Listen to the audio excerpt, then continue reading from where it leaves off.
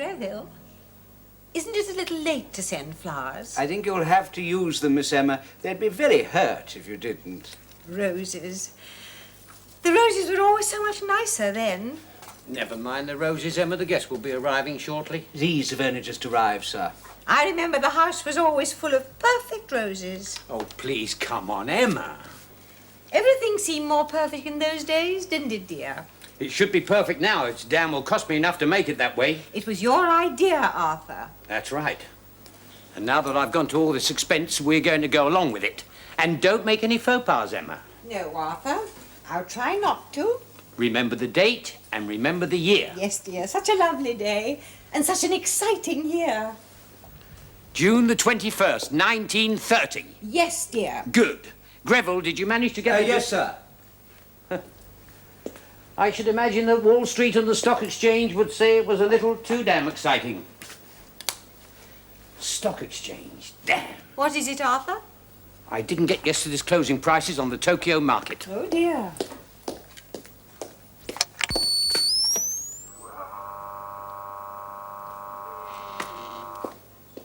I don't care what he says, I can actually hear that thing. Ultrasonics, Miss Emma. I don't care what they call it, Greville, I can hear it. Good evening, sir. Evening, monsieur. You all right? Yes, sir. That's good. What did Tokyo close at? 2.5 up, my lord, as you predicted. Good. Hong Kong? Quoted a 0.6% rise on Mullrine International and 0.4 on Mullrine Engineering. Splendid. You spoke to Fairfax in Washington? Yes, sir. He managed to knock Lauderdale Arms and Chemicals down to $8 million US. I won't go to a cent more. I told him that, sir. Good.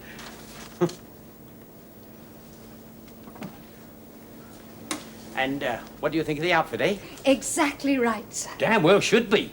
Taylor charged me 400 quid to make it.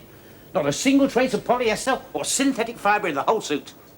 Got him to guarantee that. Authentic through and through. Yes, well, if it's worth doing at all, it's worth doing thoroughly. Indeed, yes. Oh, by the way, you're not to come out of this door under any circumstances. You understand, Miss Shaw? Under any circumstances whatsoever. It will spoil the whole effect. I mean, your clothes and your... I understand, Good. sir. If you want to go out, you'll have to use this door. I don't want anyone to see you. I intended to work through the weekend anyway, sir. You're a very good girl. And you don't have to go through the house for your bedroom in the annex? No, sir. All right, then. See you Monday. I hope you have a super party, sir. Well, it'll be different anyway. Have to mark our 50th year of operation, don't we? Seems a good a way as any. 21st of June. Summer solstice. I remember noting it then. Ah, the cocktails. Good man, Greville. Splendid chap.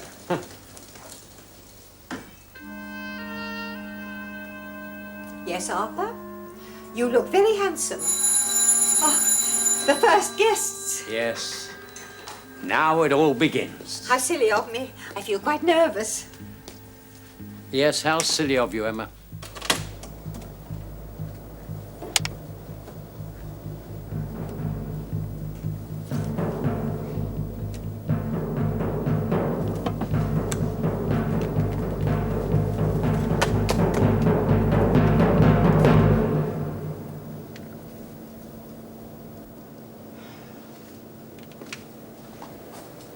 Well, you can get back here if you wanted to, you silly old devil.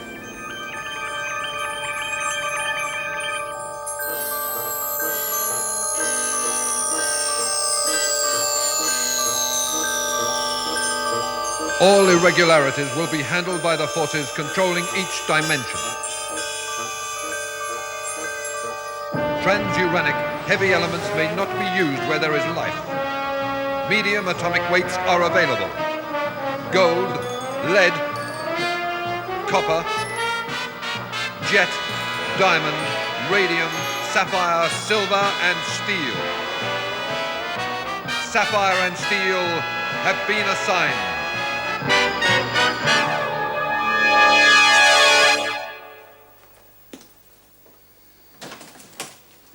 Good evening, Mr. Harborough. Good evening, Greville. Good evening, Mrs. McDee. Good evening, Greville. Good evening, Mrs. Harborough.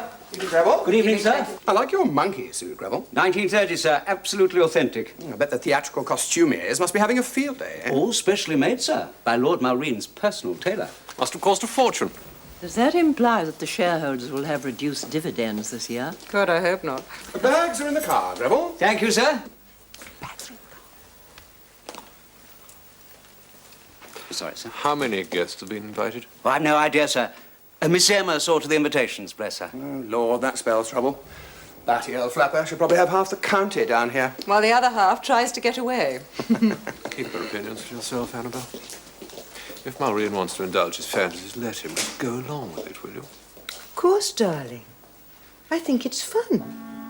Honestly. Mrs. Felicity McDee, my lord, and Mr. Howard McDee, Mr. and Mrs. Felix Harper. Oh, how beautiful, how lovely you all look.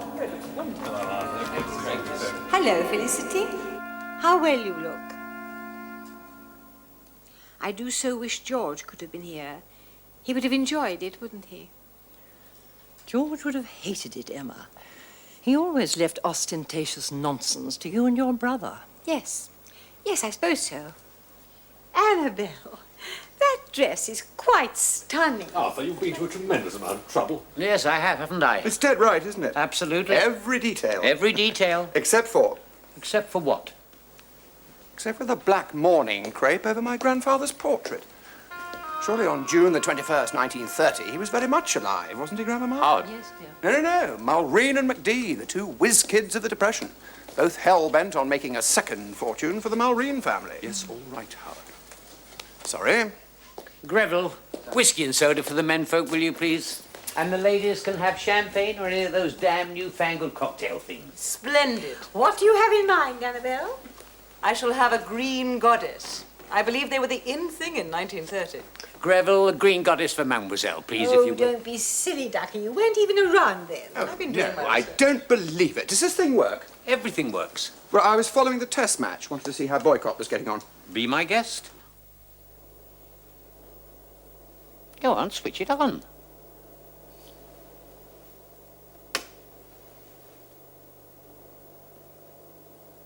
Well, I have to warm up, you know.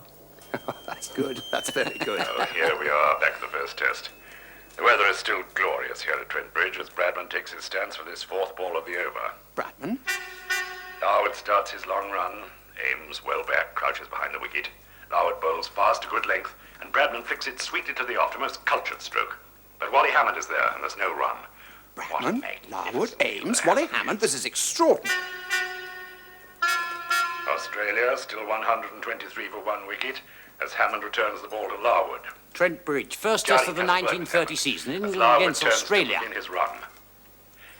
Incidentally, speaking of Hammond's fielding, there's a story about it, which is, if not true, at least bentrovato. It was seems about a year ago when Larwood was bowling, and it was indeed Bradman batting, just as it is today. And Hammond was in the slips. Larwood bowled, Bradman made a stroke, there was a snick, and Hammond dived full length and threw the ball up in triumph. Only, unfortunately, it wasn't a ball. It was a swallow, which Hammond had caught as it... All done by mirrors. Or tape recorders. Well, that's clever. I wish to God there was a bookie handy. I know who won that game. You can't possibly, it hasn't ended yet. Now, let me see. It was... Well, I know every test score going back to 1918. England-Australia, first test. That's funny. My memory is normally rather good. How strange. I can't remember. Annabelle, are you all right? Yes, I think so. I just felt as if someone had... Walked over your grave? Yes. This house has that effect on a lot of people. George used to loathe it. On the contrary, as Emma will tell you, my late lamented partner did not loathe this house, Felicity. As a matter of fact, he did some of his most creative work here. And my sister always made him feel most welcome. Arthur, please. He said it was an evil house. Oh, no, Felicity. Surely not. Nothing ever changes, George. Well into 1927. Well, of course. Well, it's a fallacy to assume that champagne matures with age. Now, that bottle... He's only 3 years old, and 1927 was a very good year. Yes, it was. We had some only last week, We've and it was never simply had divine. bombs at 27. Haven't we? seem to remember. What? May I, sir? Well, I thought everyone, but everyone, drank Bollinger 27. I say, have you noticed it's getting quite dark outside? Impossible. It's not 7 yet. And the weather's glorious at Trent Bridge. Yes. You heard the wireless. No. No, that's impossible. What's the matter? That green door. What about it?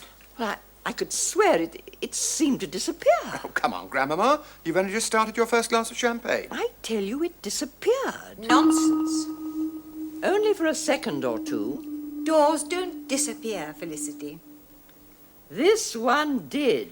That's the door to my office, Felicity. I know, Arthur. But it wasn't there in 1930, was it? Damn! I forgot about that. Well, I wouldn't have known anyway. I wasn't born then. You built that office in 1938, Arthur. I remember thinking how out of place that door looked in this room. Yes, all right, Emma. That's probably young Tony Purnell and his pretty little girlfriend. Probably. Oh, dear, I can't remember her name. You didn't invite anyone else, did you? I don't know, Arthur. I thought you made out the list of invitations. Should I, sir? No. You better go and receive them. Oh, very well. Greville, you will serve some drinks, will you, please?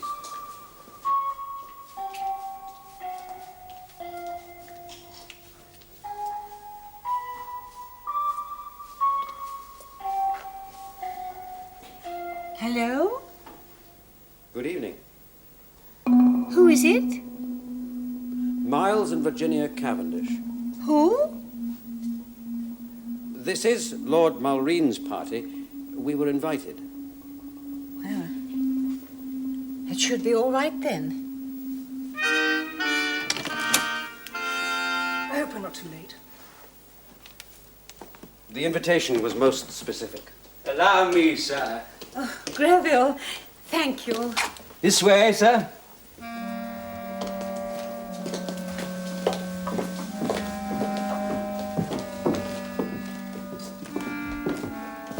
Don't be too long. The Honourable Miles and Mrs. Cavendish. Yes. Miles and Virginia. I didn't send that card. Cavendish. Oh, yes, he must be that chap who deals in futures. Would he mean all our futures? Anybody mind if we have some music?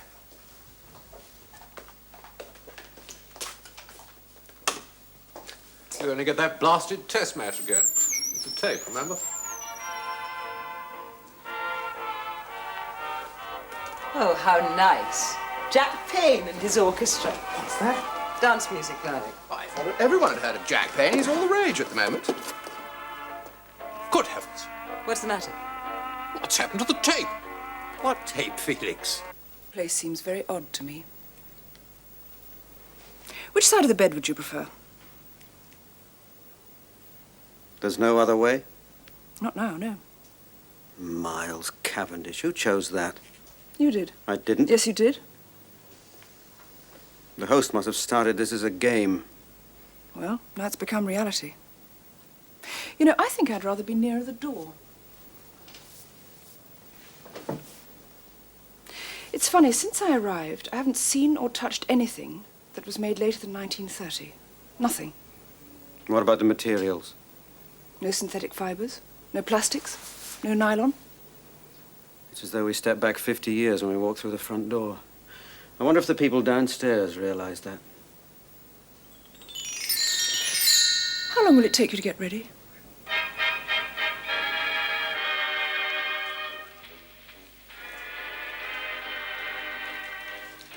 I say, it really is getting awfully dark in here. Longest day of an English summer. What do you expect? I do hope it's not going to rain. Let's have some lights on, shall we? Draw the curtains, shut it all out. Never had summers like this in the 30s. I was looking forward to a lovely sunny weekend. Tea on the lawn tomorrow with strawberries. Well, it started out all right. No, I never noticed that. What? You can see the church tower from here. It's almost as though there were a path through the trees to it. I'm afraid you're mistaken, Howard. Oh, why? Must be a trick of the light. the church tower was V2'd, or was it doodle bombed, one or the other, in 1944 or 1945. You sure of it? Positive. Terribly sad. Well, it did look like a church tower. And it would have been there in 1930, wouldn't it? Listen, this is just a game. It isn't for real. This is 19 what, Annabelle? 1930. June the 21st, 1930. Oh, come on, Arthur. King George V is on the throne, Ramsay MacDonald's Prime Minister. And 8 months ago, on October the 24th, 1929, the American stock market collapsed. And we are in the midst of a depression. But McDee and I, we formed Mullrine International right here in this house. We built it with our own hands and we believed in it. And it was a massive achievement. Quite right. Yes. Therefore, you can see that church tower from that window. You can't possibly know who won that test match at Trent Bridge. The champagne we've been drinking is definitely 1927 vintage and only 3 years old. And what's more, that damn green door shouldn't be there. It's a paradox, Arthur. What do you mean? You can't make it 1930. You can only pretend. Logically, if it was 1930, only you and Emma and Mrs. McDee could be in this room. The rest of us wouldn't have been born yet. You're an amazing man, Arthur. Powerful, rich beyond most people's dreams, and very, very clever. A bit of genius. But even you can't turn back the clock. If you could, Arthur, would you bring George back to life? My God, there's still a draft in here, even with the curtains drawn. Would you? Yes. That's interesting. What's interesting about it? I was wondering. Wondering what?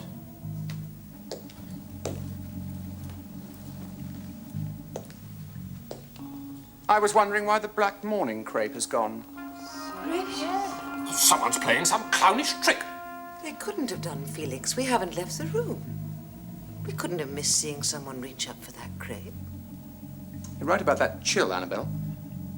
It seems to cut right through the center of this room. Why did you choose this house? It's definitely here. Yes. But where?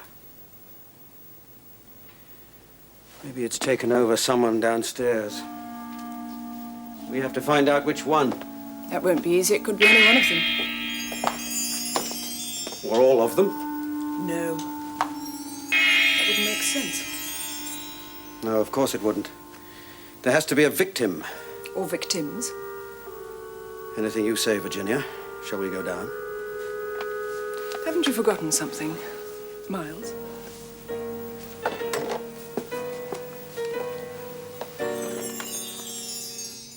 Yes. Very frustrating for you, Felix. Must be.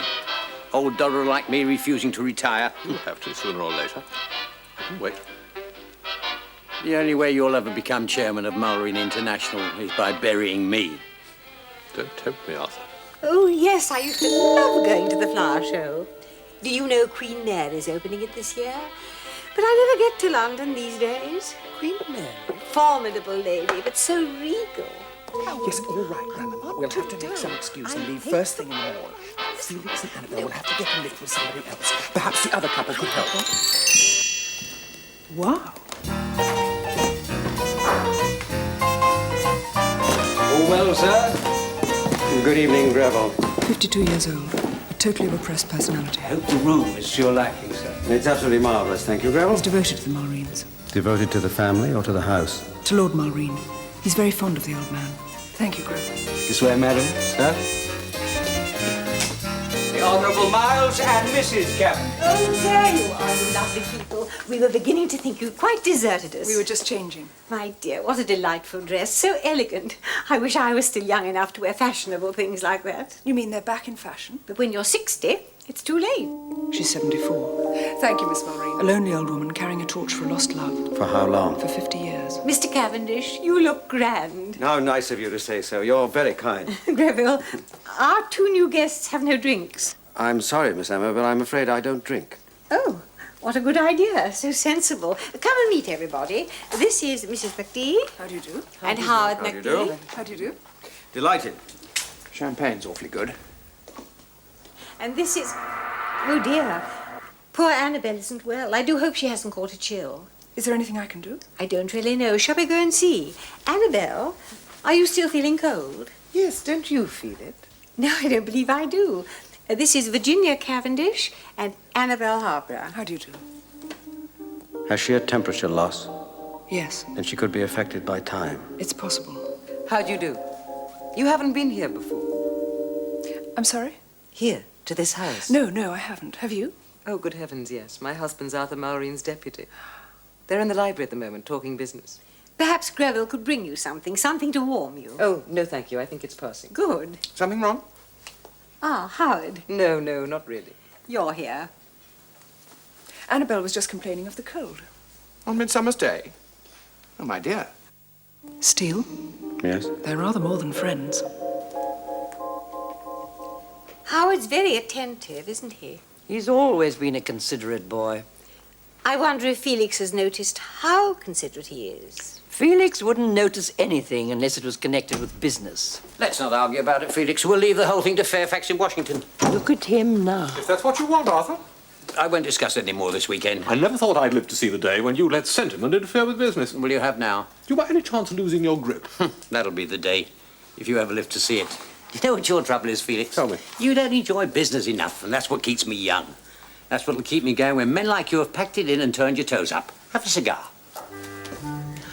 Ah, Lord Mullrine, how nice of you to invite us. Grosvenor. Cavendish. Oh, yes, of course. Miles Cavendish. Glad you could come. I'm Felix Harbour. Deputy Chairman of Mullrine International. Full marks. I believe you're in the futures market. In a way, I'm a futurologist. Oh, sounds like a fortune teller. Fortunes. Oh, yes, I like that. Fortunes. Well, my predictions are rather more scientific than that. They're based on logical projections using the advanced physical sciences. As it were, speculative cybernetics. Hey, break it up, you two. You're here to enjoy yourselves, not talk shop. You told me just now you enjoyed... You old ruffian, what are you trying to hide? Me hide? You're up to something. I know the signs. Is he planning to use you to make a killing? Felix, if I were you, I'd keep an eye on your wife. Young McDee takes after his grandfather, you know, in more ways than one. I think I'd better go and talk to my husband, if you'll excuse me. Feely dear.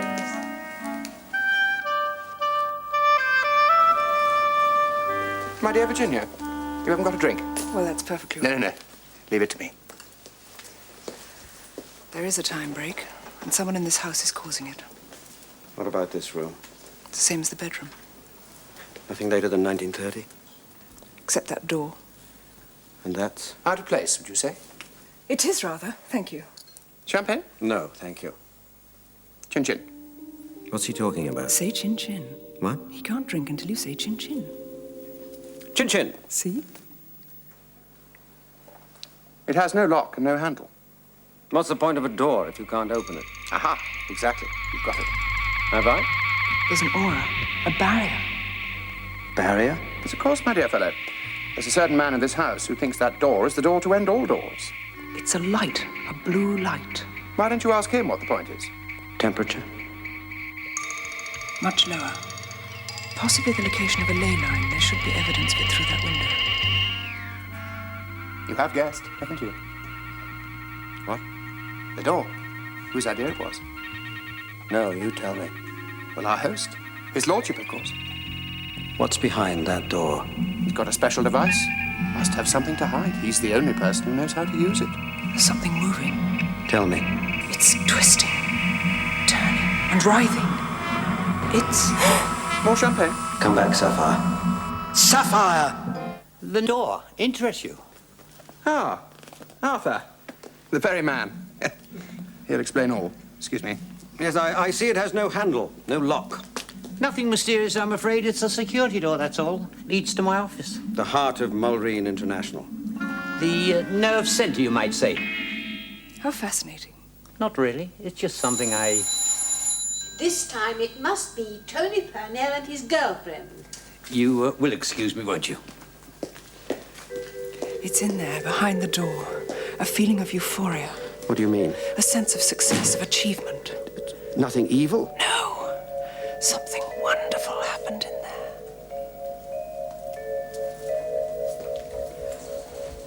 I say, who's Tony Purnell? The Purnells are our merchant bankers. Ah, thank you. Not at all. I'm Felix Harbour, Deputy Chairman of Mullrine International. holding one. Hello, Jenkins. How are you? Look after these for me, will you? How's the back? Better? Thank you. Come on, dear. Gretel, how are you? Good evening. Where's himself? Yeah? Ah, hello, sir. Look, I'm awfully sorry if we're a bit late.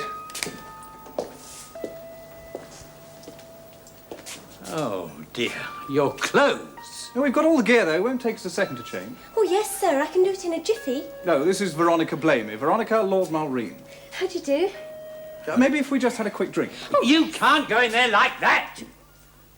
I mean, it's all wrong. I mean, damn it, Tony. The instructions were detailed in the invitation. Yes, I know. I'm sorry. Greville, take them up to their rooms. And don't let them come down until they've changed. Oh, look, sir. This I'm way, if awfully you please, sorry. miss. Sir. I don't know if you're expecting anyone else, sir, but it's getting rather dark outside. Oh, yes, and there's a thick fog coming up. In the middle of June. Funny, isn't it? Rather spooky, actually. Oh, what a girl, there's none so classy as my fair lassie. Oh, Greville, there's no PowerPoint for my electric razor. PowerPoint, sir? Oh, incidentally, I've got to call London. Does that thing work? Yes, sir. There's no dial on it. Dial, sir? It's a country exchange. If you lift the receiver, the operator will get you your number. I didn't think there are any of them left. I ought to have a shave before dinner. I'll lay out your safety razor and shaving brush, sir. Safety razor? Number, please. Oh, hello? Oh, yes, look. Can you get me a London number? Yes, it's 01-246-8021. Oh, what do you mean, which exchange? London. That's the number. Oh! Oh, the exchange. Yes, now, what was Dad's old number at the bank? Temple Bar, Chancery, London Wall? No, it's gone. Anyway, just get it for me, will you? Oh, no, come on, don't milk the joke, love. I've got to make this call.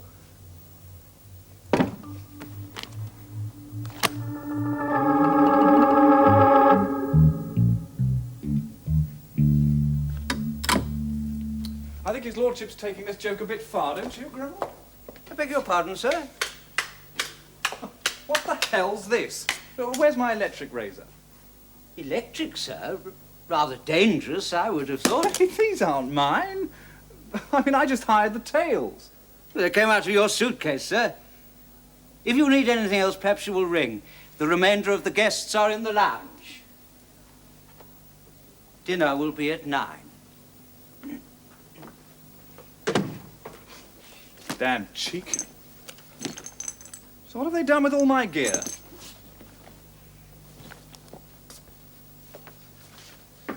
Come. Tony? What? Well, look. Oh, yes. They've swapped all my clothes and my makeup. Everything's really old. You should see my nightie. It's peach-coloured crepe de chine. And look at these. Pure silk, fully fashioned. All the rage. In 1930. Come in, you two. Now, that's better, I must say. Tony, my dear boy. Miss Emma. You really are naughty. It's ages since we saw you last. And who is this charming young woman? This is Veronica Blamey. Hello, adorable child. Come and meet people. Ah, you two. This is Tony Parnell, Veronica Blamey, and... Virginia Cavendish. And... Miles. Exactly. How do you do? Greville, some drinks over here, I please. understand you're a banker. Born and bred, I'm afraid. Don't you find all that money awfully tedious? Oh, it has its uses. He's a year older than she is, born in Maidenhead, rich family. We've met before, haven't we? Really? I wonder where it was. Last season somewhere? Oh, well, then it must have been... She's 24, very much in love, not very bright, born in Barnes. Cows? No. Oh. Henley, perhaps. He doesn't feel the same way. He has someone else. No, it wasn't Henley. Well, give me time, I'll remember. Hello. I'm Felix Harborough. Would you care to dance? Oh, well, if Tony doesn't mind... No, of course not. Shall we? Thank you. What's it to be? The Charleston? Black bottom? Old hat, my dear. This is 1930, you know. Foxtrot. Of course.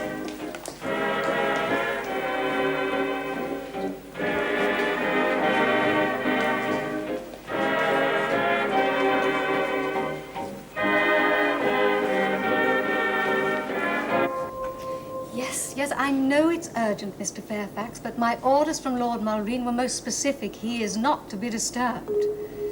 No, I'm sorry. His party isn't to be interrupted under any circumstances. Oh, yes, he was in the office, just about 3 minutes ago. All right, look. Let me look into the drawing room, and if his guests haven't arrived yet, I'll talk to him. All right, hold the line a moment.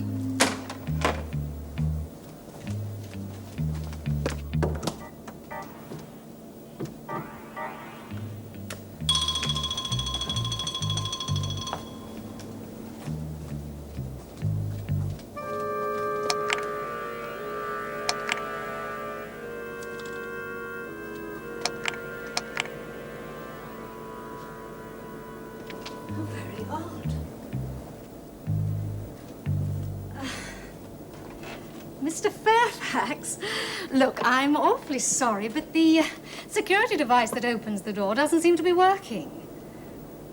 No, I've no idea how to mend it. It's probably just the batteries. But I'm afraid we'll have to leave it for now. But I will certainly give Lord Mullrine your message as soon as I see him. All right. Goodbye.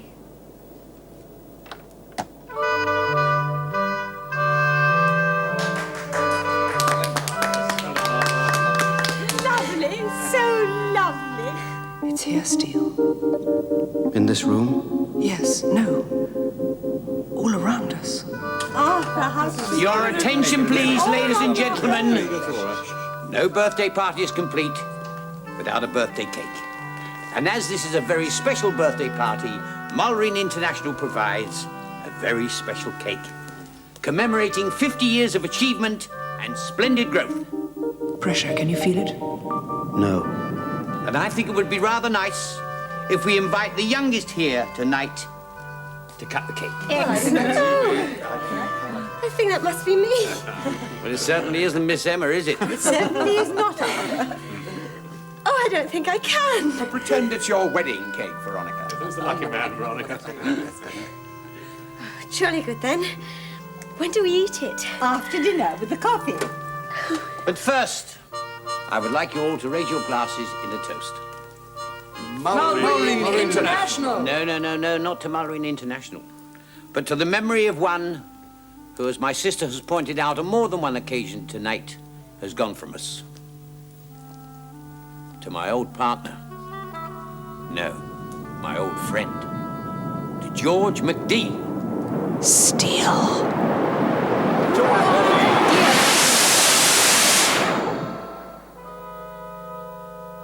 Oh, it's a cake. Good evening, everyone. I hope I'm not late. George!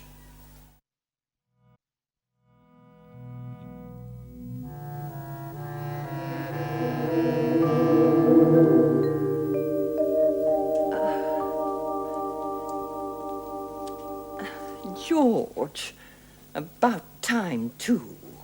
What are you talking about, woman? You. You're late as usual. Let's have a look at you. It can't be. It can't be. Oh, Arthur's really pulled one off this time. Just what do you think you're doing? What I always have to do. You can never tie a bow properly. How dare you? Who is he? George McDee. He's Mullrine's partner. Don't you mean was Mullrine's partner? No, he's not a ghost. Arthur? Arthur? Is this your idea of a joke? No, I don't understand. It's him. Oh, nonsense. But it's a remarkable likeness.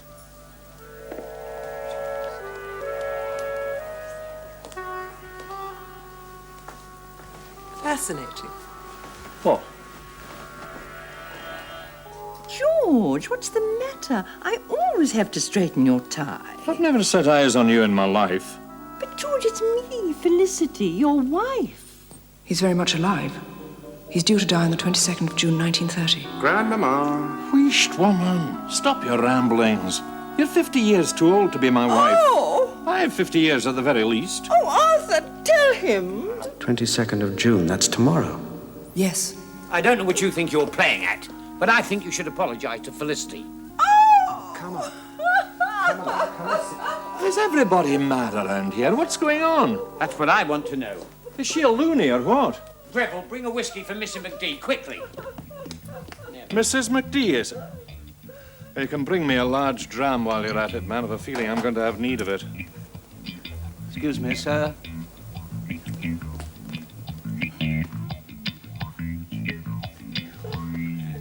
Malcolm, can you explain what's going on here?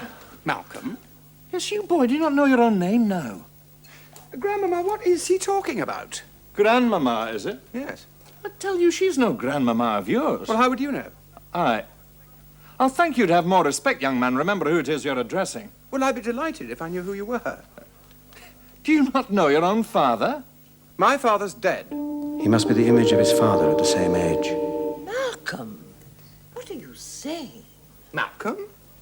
I'm not Malcolm. That was my father's name. I'm Howard. Well, what do we do? Nothing yet. Not until we find out which one of them is being used. Where's Arthur? This has all the marks of one of his wee stunts. Where's Mr. Mullrine? Lord Mullrine is there, sir. Lord Mullrine, is it? Well, whoever you may be, and whatever your name is, I've no time for party games tonight. I've important work to see to. You can bring me that dram in my laboratory. Flappers. No wonder we've a slump coming.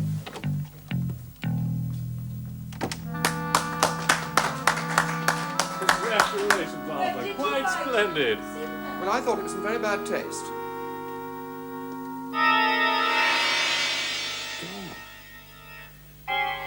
Something odd. There's something I ought to remember. Something wrong, Felicity? There, Felicity. These men, they'll never change.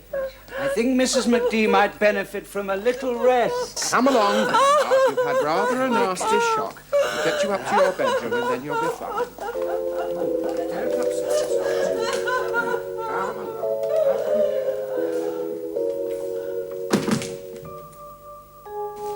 No consideration. You mark my words, Arthur. He'll shut himself away in that laboratory again, and we shan't see him for the rest of the evening. Poor Felicity. Poor Felicity indeed. Don't be such a hypocrite, Emma. It doesn't become you. Come on, everybody, fill up your glasses and drink up. This is supposed to be a party. Exactly. Thank you. I'd love some nice fresh champagne just been poured out. Thank you, Greville. Splendid. Well, which one? I don't know. I've been trying to analyze them, but there's something stopping me. That means it probably knows about us. It always does. There you are, Grandmama. Thank you, my dear. And will you please undo this one? I shall be quite all right now. Are you sure? I mean, you've had a nasty shock. Shock? Oh, no, dear. I was just a little tired, that's all. Long journeys always tire me. Long journeys? Yes, yes. Now, please don't fuss. No. No, I won't. I'm certain something happened. I'm sure there was... I shall come down to dinner in half an hour. So off you go and rejoin the others. We don't want to spoil Arthur's little party, do we? No. No, we don't. That's right. Now run along, Malcolm.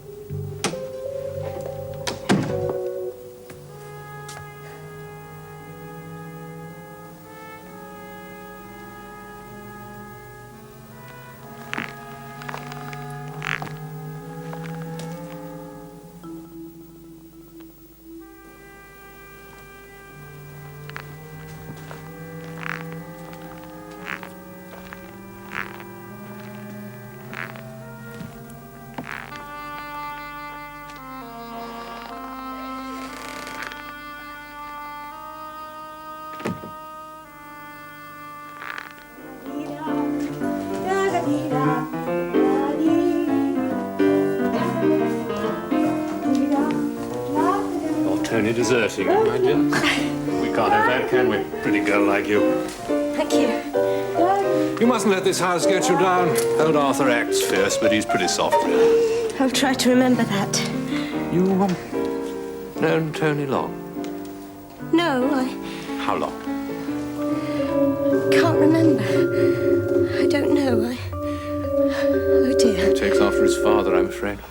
You met Malcolm yet? I've known him since I was in nappies.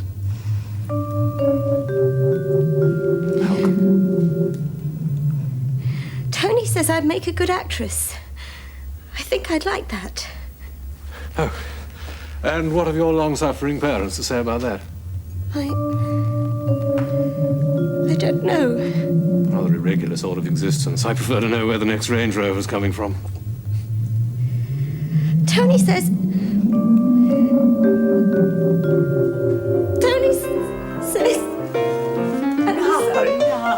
This will never do. This is supposed to be a party. Listen, everybody, I think we should all play an exciting game before dinner. Oh, no, Now, Emma. Arthur, we always play games at my parties. What's it going to be? Well, it's not going to be postman's not this time, Emma. I know. Sardines. Sardines? Where are the bones? All over the house, except the servants' quarters.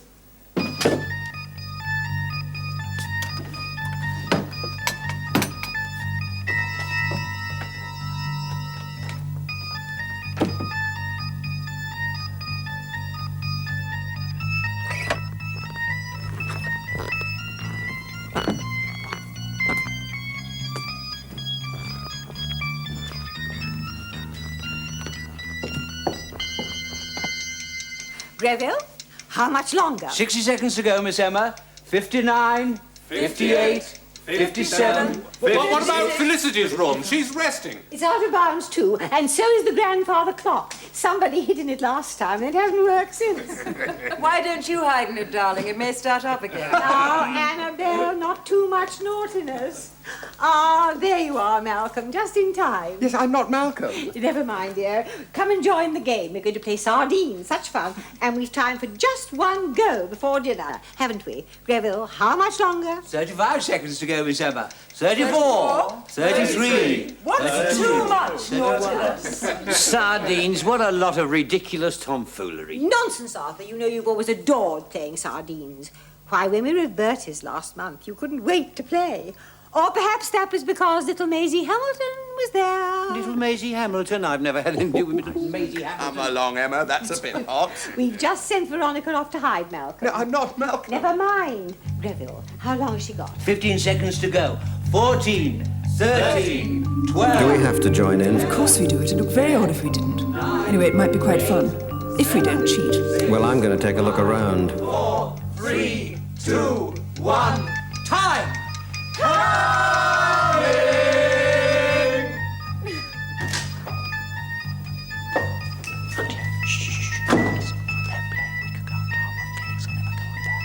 Yes, if you'll forgive me.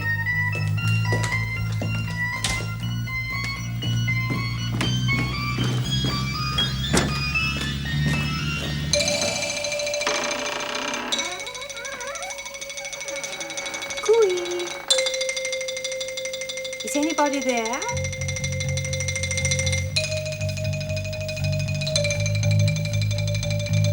I know you're there somewhere.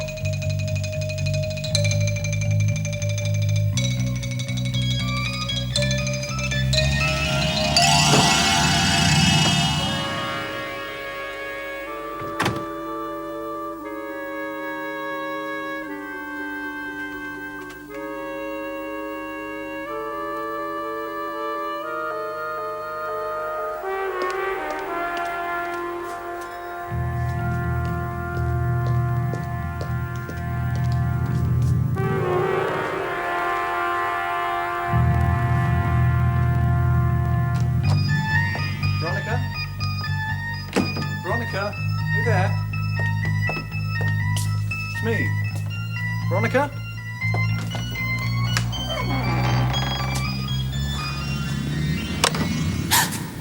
I thought you weren't going to join in.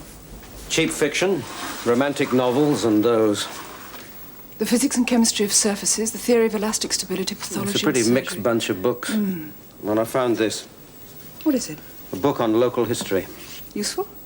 Possibly.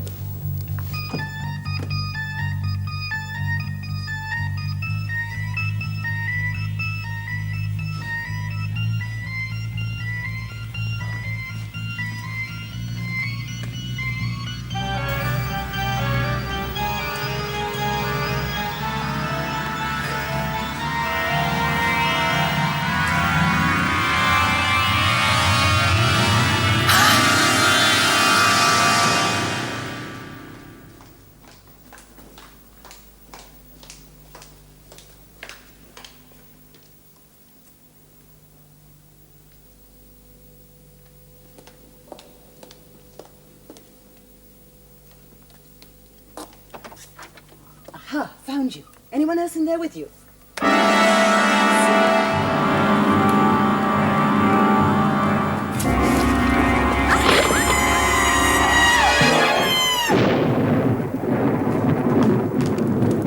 Annabelle?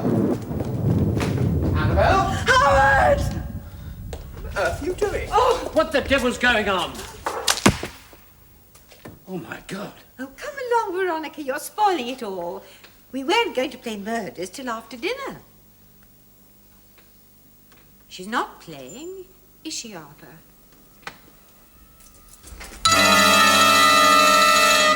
No. No, she's not playing. The girl's dead. Did it kill Veronica? Or did someone in this house do it? It could be one and the same. Who would have done such a thing? Almost anyone.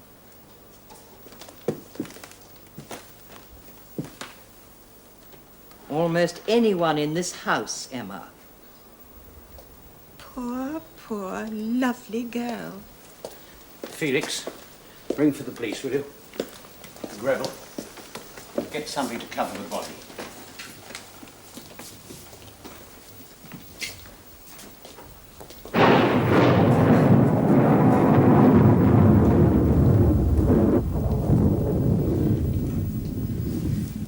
That storm's come out of nowhere. There's somebody missing. No, I don't think so. Tony Purnell, someone should tell him. Maybe he already knows. Everyone is going to have to remember just exactly where they were and what they were doing. When? Within the last... 10 minutes? Yes. Within the last 10 minutes. I can't even remember what happened yesterday. I can't even remember coming here. But get on with it, man. The knife, sir. What about it? It's one of ours, one of our carving knives. I laid it in the dining room earlier this evening, sir. That would make it accessible to anyone. Cover the poor girl. And then there were 9. What's she babbling on about? Arthur, did you know that there were 10 of us here when we started? Well, I didn't really check. You, me, Emma, and... Quick, what's my name? Miles. Miles. Thank you. Howard,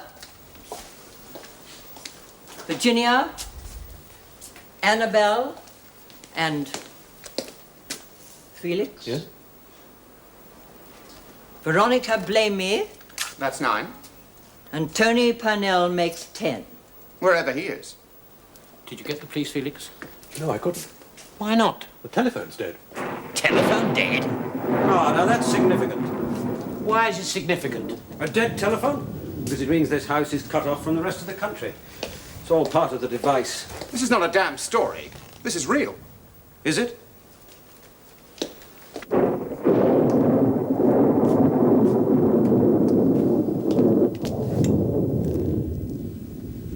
Anyway, we're not cut off. Storm has affected the telephone, that's all. Felix! Be a good chap, will you? Get into your car, nip down to the village and see... Better, my dear chap, but I haven't got a car. Oh, we can arrange that. Annabelle and I Greville. motored down with Now, McDee's. don't worry, all I want you to do is My find dear the fellow, I constable would go in with the local pleasure, but village. I didn't bring a car. Greville will take you. Mr. Harborough, sir. And now the rest of us had better start looking for Purnell. Howard, I'm going upstairs.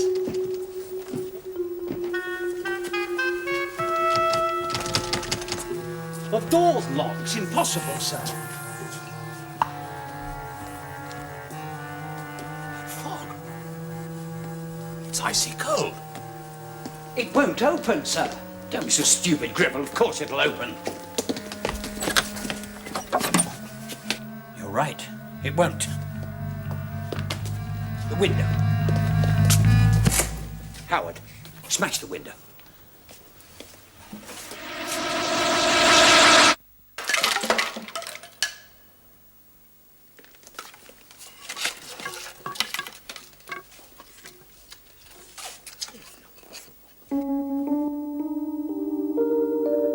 It has completely isolated this house.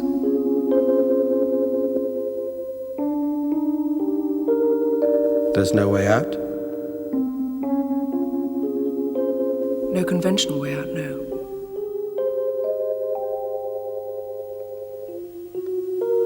Which one of them, Sapphire? Which one of them killed her? Which one of them does it control?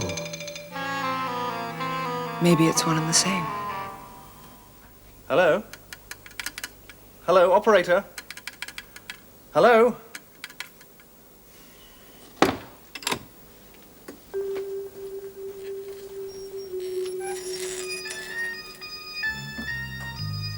Oh, it's you.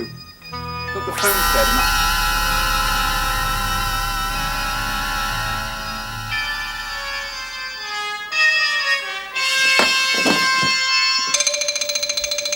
It is a time change, most likely. And there is a logical reason for using this house. It says here that it's on a ley line. The line runs right across this part of the country and directly through this building. It's a perfect place for turning the clock back. And it's using the summer solstice, the perfect time. Have you any idea who it's using? Nothing definite. I need to get closer to make contact. Well, then make contact. Steele, I need something tangible, something concrete. Tony Purnell's champagne glass. It's his last physical contact since the girl's death. No one has touched it since he put it down. You can start there.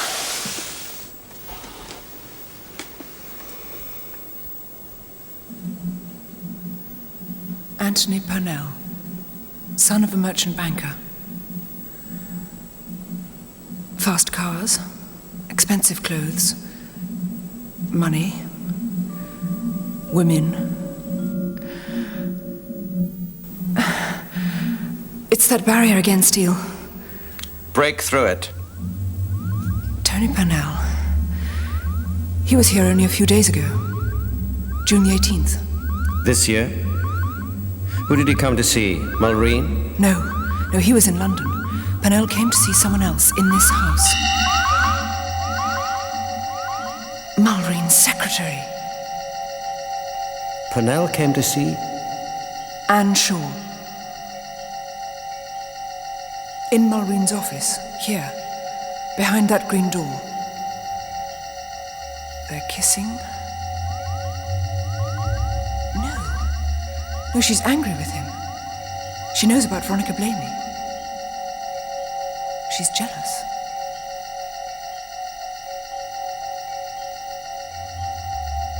He tells her not to worry. He says Veronica will not be a threat. He says he can easily get rid of her.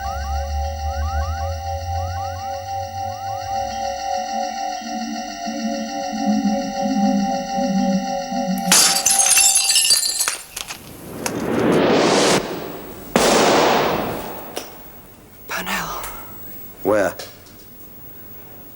I don't know, somewhere in the house. A gunshot, I think. When? Soon. What on earth?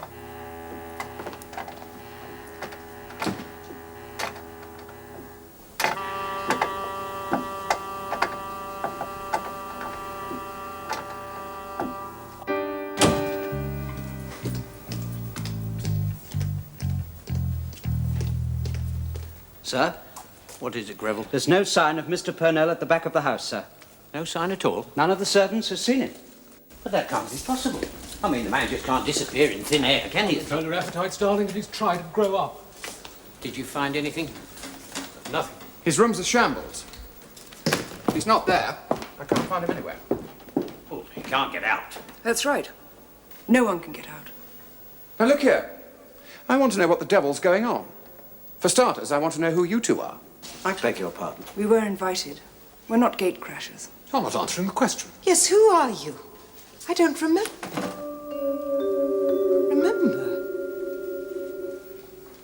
I doubt if any of you can remember very much. What are you talking about? A tear in the fabric of time.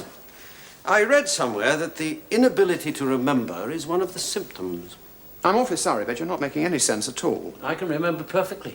Can you, sir? Yes. Where were you, Lord Mullrine, 3 days ago on June the 18th? Here? No. Well, I must have been in London then. Correct. And what were you doing in London? What I always do. Business. Go on. In the afternoon, I went to my club to Denver for lunch, and in the evening, I went to the theatre, the Knightsbridge Tivoli. Impossible.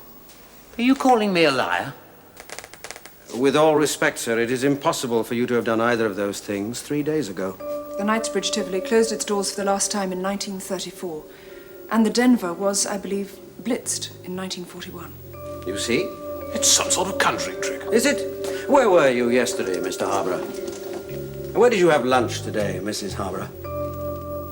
What is the registration number of your car, Mr. McDee? Can't remember. No? Well, what kind of a car is it? What make, Mr. McDee? Well, it's a... Oh, no. Oh, yes. By now, I would venture to say that none of us can remember arriving at this house tonight, nor why we came. Come and sit down, Miles. Thank you. Now, it is impossible to know what is happening outside this house, assuming that there is an outside to the house.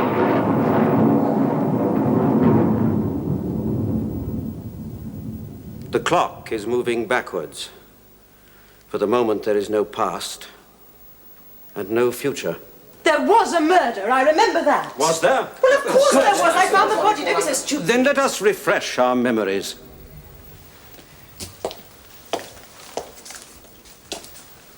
If Greville would be kind enough... Of course, sir. ...to remove the sheet from the body. Oh, no, please. Now, look here, that's obscene. Sir? Yes, go ahead.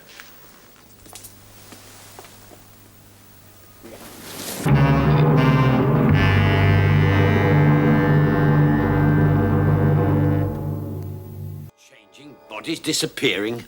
There's no logic to it, and that's what I don't like. Well, you cannot The rely girl on... was murdered. There was a knife sticking out of her back, and she couldn't have put it there.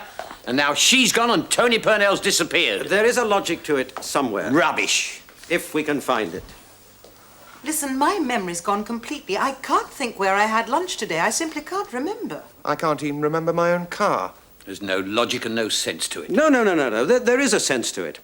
You see, Lord Mullrine provided the setting. A party. A celebration back in 1930. Everything authentic. And set in a house that sits astride an ancient ley line. Miles, what exactly is a ley line? It's a line of increased magnetic activity on the Earth's surface. I believe birds navigate by them. And then there's the date. The summer solstice. No, it's all very significant. June the 21st, 1930. That's today. Yes, today, but 50 years ago. What was he doing? And what was he working on? Why didn't you ask him yourself? He's here. You can't interrupt him while he's in his laboratory. This is absurd. No, you can't disturb him. Felix, no. Don't you dare go in there. You can't get in anyway. Tony Purnell may be in there. Nobody's looked, have they? We're talking about George McDee, about his work. George never talks about his work. At least not until the project he's working on is finished. Well, you must have some idea. Yes, it's a medicine of some sort, I think. Medicine? Yes, he's in there messing about with genetics. You know, biology and all that stuff. Have you ever heard of these? They're ludicrous. Genetic engineering. Serum biology? Yes. Anyway, someone at the ministry has swallowed the idea, evidently. It's all very secret. Hush, hush. A medicine for which disease? To hear him talk, all of them. He's nattering on about giving it to the whole population. George.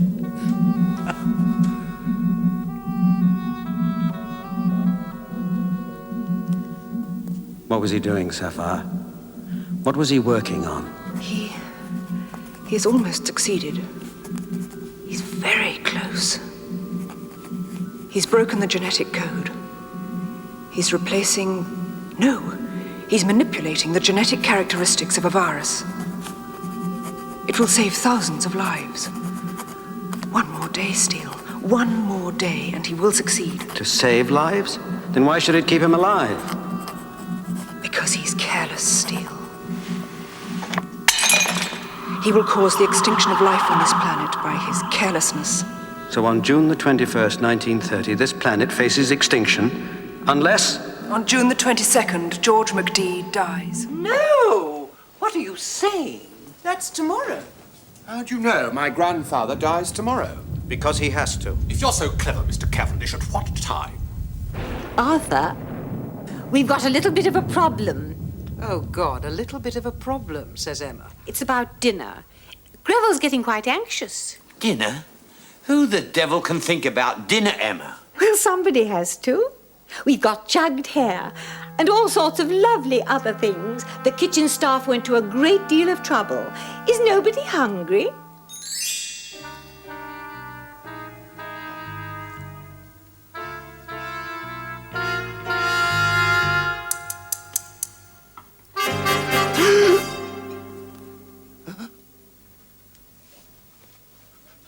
Mr. Purnell, sir, they've been looking for you. Yes, I know. You all right, sir? No, I'm not. Someone or something tried to kill me. I'll tell Lord Mullrine, sir. No! Tell Cavendish. Tell him I'm in here. Tell him I must speak to him. Yes, sir. No one else, Greville. No one else. Just as you say, sir. Why don't you sit down, sir?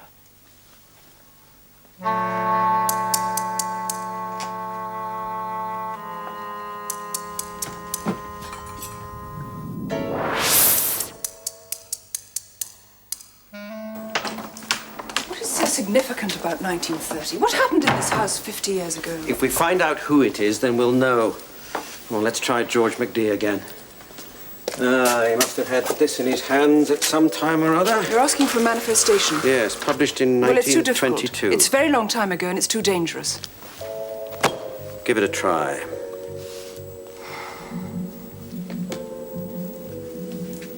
Yes, he was in this room sometime during that day. But I can't tell when. Sapphire.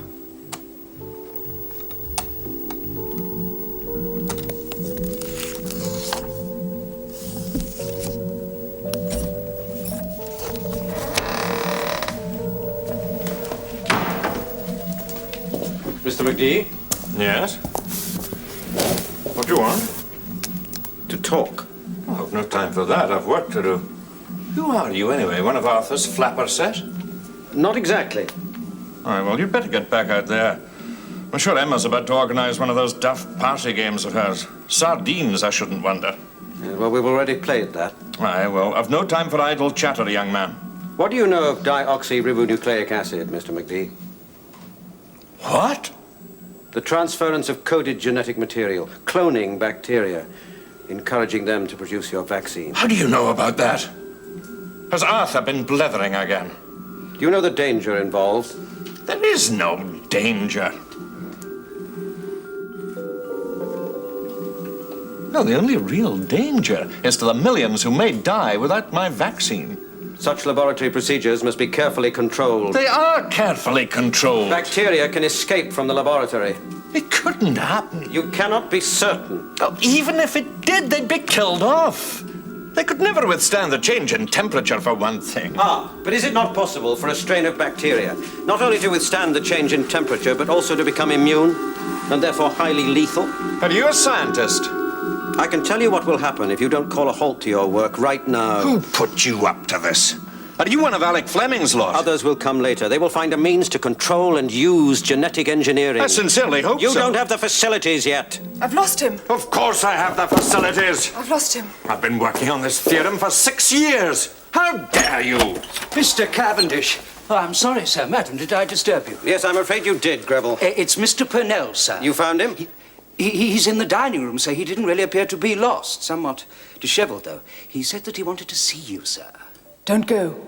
Of course, Greville. Nobody else? Certainly. Mr. Purnell led me to believe that it was rather urgent, sir.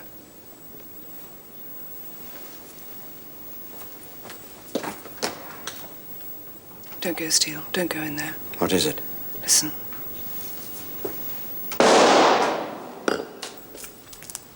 You told me. You forgot. That was a gunshot, sir. Yes, it was. From inside the dining room. Don't be silly. Nobody takes guns into dining rooms. Emma, stop your prattling. There might be Tony in there. Where are the others, Howard and Felix? Felix went upstairs to get some cigarettes. And I thought Howard was in the library. No, he isn't. Well, for God's sake, let's get in there.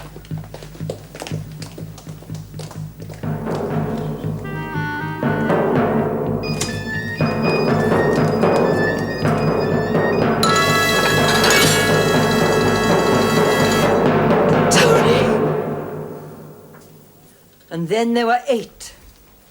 Suicide. The gun is well out of his reach. He killed the girl, then shot himself. Stands to reason. There's no reason for any of this. Oh, yes, there's a reason for all of it. The time change, the murders, the barrier around this house. It's just very difficult for Miles to pinpoint. If you don't pinpoint it quickly, there won't be any of us left to care. I must get Greville to tidy up in here before dinner, Greville.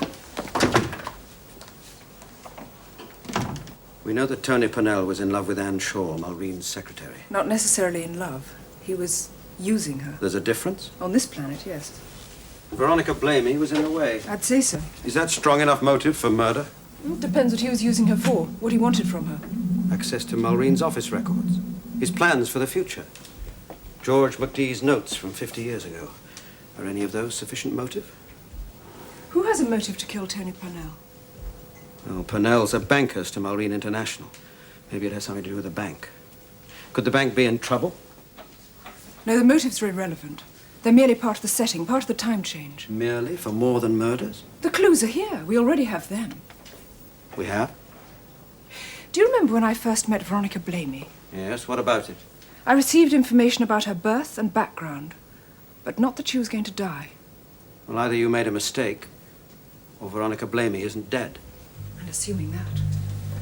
Neither is Tony Purnell. Tony Purnell and Veronica Blamey. I wonder what the link is. Well, they came here together. He's 25, she's 24. They're the two youngest. I don't mean the link between them. I mean the link between them and The two youngest, killing them off one by one, starting with the youngest. Steel. What is it? It's getting closer. Yes, but where? It's very close. You realize it's fooling us, don't you? Drawing us further and further away from the truth.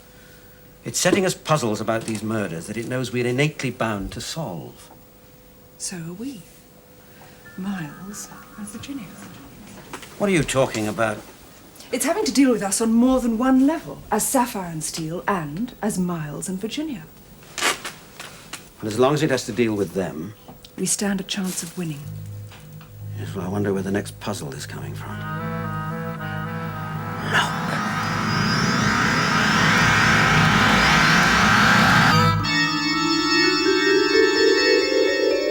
The molecular structure is altering. It's going back in time. No, Steel. Back 50 years. It's aging. Yes, it's going backwards. Steel, things age forwards. From 1930 to 1980. Look at the dust. The cobwebs. This is as it would have been if it had lain here for 50 years. McDee. Yes, but look at it. There's not a mark on it. No oxidization, no dust, nothing. It's in a different time frame. Steel. That gun is going to be used again. Where are we, Sapphire? Get us back. Now.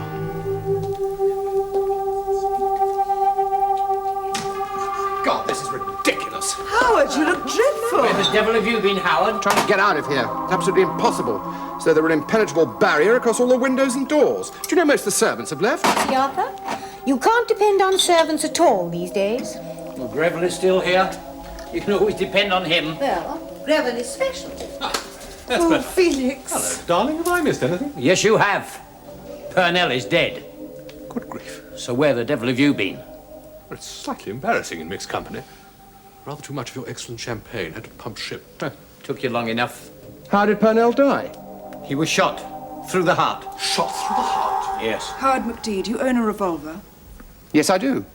I've had it for ages. My father gave it to me. And where is that revolver now? Upstairs in my suitcase. No, I'm afraid it isn't. How are you? Are you accusing Howard, Mr. Cavendish? Yes, I recognize that. That's yours, Howard. It was in the other room, close to the body. Still warm when I picked it up. I haven't been anywhere near the dining room. Well, I mean, I assume it was in the dining room. That's enough.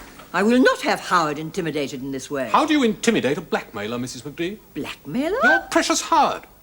He'd been blackmailing Tony Purnell for ages. Why should Howard do a thing like that? Tony'd been filching money from his father's bank. It's all a lie, Grandmama. I'm afraid it's true, Felicity. Tony made a clean breast of it a few days ago. His father was going to make good all the money he embezzled. On one condition, that Tony went to the police. But you had to stop Tony from doing that. Didn't you, Howard? I haven't killed anybody. This is a monstrous suggestion. Oh, this is absurd. I'm going to see for myself.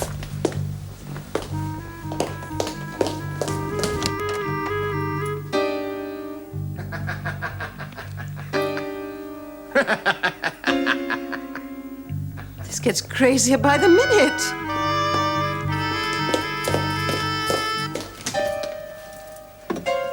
Howard is right. There is nobody. There is no evidence But whatsoever. you said that you saw... I saw 2 murders, Felix, 2 bodies. The Blamey girl and young Purnell. Yes, that is what you saw. But I don't think Tony Purnell was responsible for the knife in Veronica Blamey's back. Nor do I think Howard McDee shot Tony Purnell. Thank you. You mean somebody else is the killer? Someone else is responsible, yes. And I don't think they've finished yet. In fact, green bottle should accidentally fall. No, Felicity, that's the wrong tune. Listen. If one green bottle should That's accidentally right. fall, there'll be 7 green bottles hanging on the wall. 7 green bottles hanging on the wall. 7 green bottles hanging on the wall. And if one green bottle should accidentally fall, there'll be 6. You're sure you only touched the barrel? Of course. 6 green bottles hanging on the wall. 6 green bottles hanging on the wall. And if one green bottle should accidentally fall.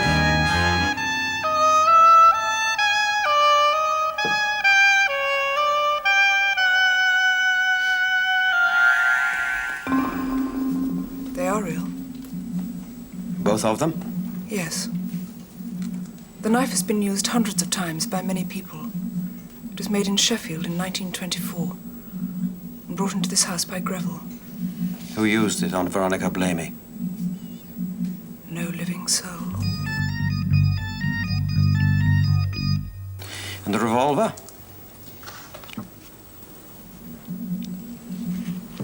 Who used it on Purnell?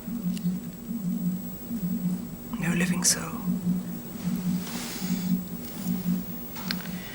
In this house, Sapphire, something hidden, something disguised. A force inhabiting something. Yes, well, tell me some more about that. It was made in Birmingham in 1928 and brought into this house by George McDee. You can't tell who used it on Purnell. No living soul. Yeah, well, that's not going to tell us much.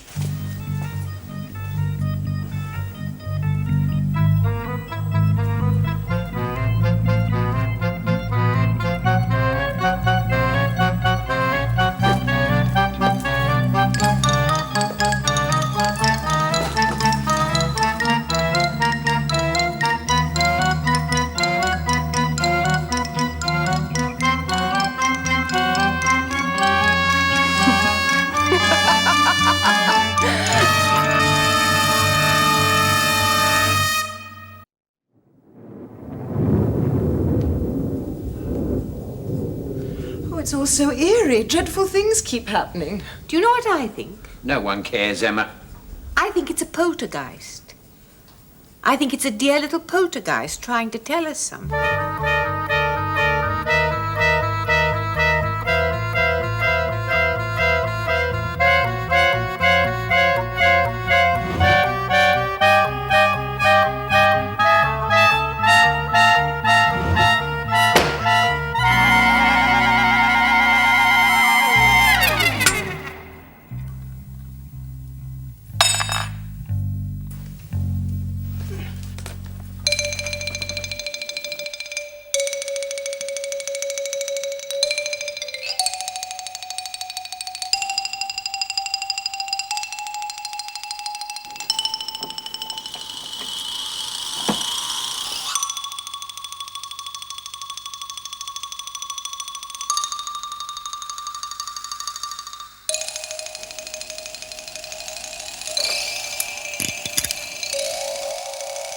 I'm not sorry about this.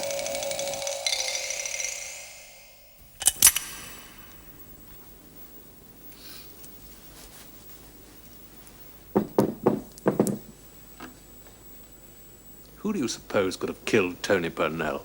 If anybody did. What are you talking about, Howard? We all saw the body. Yes, but can you see it now? That's right, dear. You stand up for yourself. Until they put a rope round your neck and you can't anymore. Now then, Felix, there's no time for any more games.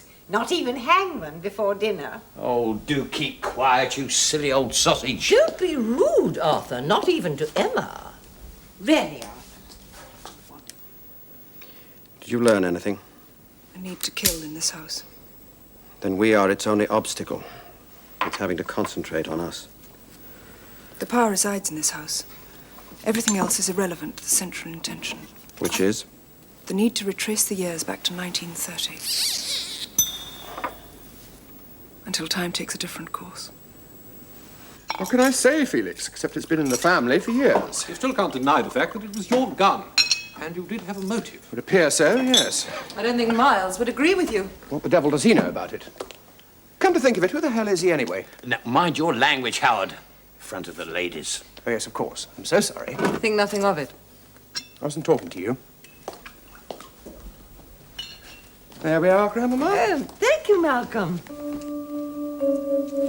I must say, I wish somebody could tell me what on earth is going on around here. I'll second that. Well, the same, you know, Arthur, Howard does have a point. I mean, here we are, all friends together. Ha ha. At least we all know a very great deal about each other. Except for the Cavendishes, about whom we know nothing. They are my guests, and that should be good enough. All you can tell us about him is that he's in Futures. Where did you meet him, Arthur? I met him at my club. He introduced himself, and we got talking business. And now you're perfectly happy to let him undertake the investigation of 2 apparent murders? Yes. Why? Because he's qualified. You were right. What? The motives for the murders are irrelevant. What do you mean by a different course? An uncontrollable disaster in the middle of 1930. And no one knew? Well, it was frustrated on June the 22nd, 50 years ago. So now it's going to take us back to that day and then rearrange the events that followed. And for that It needs George McDee. It can't let him die. If it can keep him alive, he will accidentally cause the disaster. Life will end on this planet. Does it need any of the other people in this house? Felix and Annabel Harbour, Howard McDee, Emma, the others? They're living in a void, in a vacuum. Have any of them been taken over? Ah. So this is where you two lovely people are hiding. Well, we weren't exactly hiding. Well, whatever you were doing, you'll have to stop it now. Dinner? We've decided to eat at last. Miles. We've put it off quite long enough. Greville's getting exasperated, I can tell. And if Cook goes into a sulk, the pudding will be a disaster.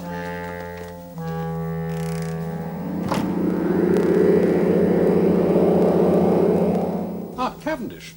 We're led to believe that you're a qualified detective. In a way, yes. What precisely do you mean by that? I'm a specialized investigator. In Futures. Perhaps he works out who's going to commit the crime before it happens, eh? Well, you did mention that you were in the futures market. How absolutely fascinating. Well?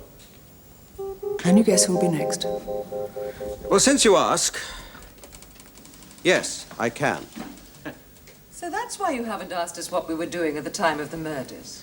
Perhaps you can tell us what we're going to be doing at the time of the next murder, eh? If I were you, Mr. McDee, I wouldn't take the next few hours too lightly.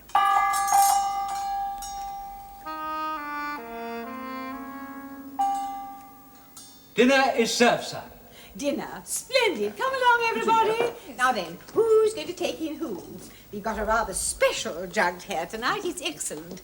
Arthur shot it himself. Oh, Arthur's rather a dab hand with a gun, aren't you, Arthur? It's not the shooting of the hare that matters, it's the excitement of the watching and waiting. I don't mind trying to eat the poor creature, Arthur, but I will not listen to the details of it. I love my brother dearly, but he's too fond of shooting things. Ooh. Oh, this is too wretched. I shan't be able to eat a thing. Oh, Cook will be so disappointed. Do try, Felicity. Won't you sit down, everybody? Sapphire. The rule is to start from the outside and work your way through to the last fork and spoon. I'm sorry, Miss Emma, but I'm afraid I'm not very hungry either. Oh, what a shame. I do like to see good appetites around me. In spite of what may have happened, take them away. Oh, yes, we must eat, drink, and be merry. For tomorrow... Oh, Greta, what am I saying? I know it's awful, but I feel ravenous. Annabelle, how can you be so callous? I can't help it. Annabelle's appetites thrive on crisis. Rather like my thirst.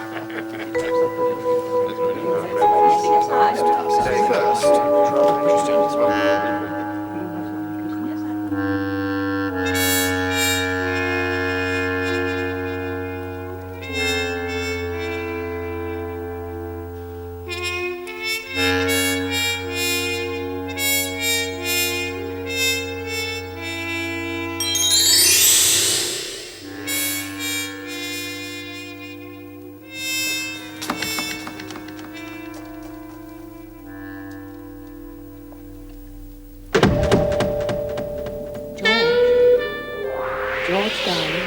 Hello. Oh, Emma. Hello? I hope you don't mind. I had to see you.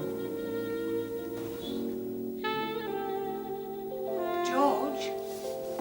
George, darling. Hello. Oh, Emma. Hello? I hope you don't mind. I had to see you. This is idiotic, Emma. You told her? Not yet. But turn that thing down, will you? I've been too busy here. Promised you'd tell her. And I will, really, I will. When? Very soon, I promise. Now, you be a good girl and get out of here before anybody notices. If they do notice... I only came to say we're just starting dinner. Aye, well, you be a good girl and get along without me. I'll be along in a minute. Yes.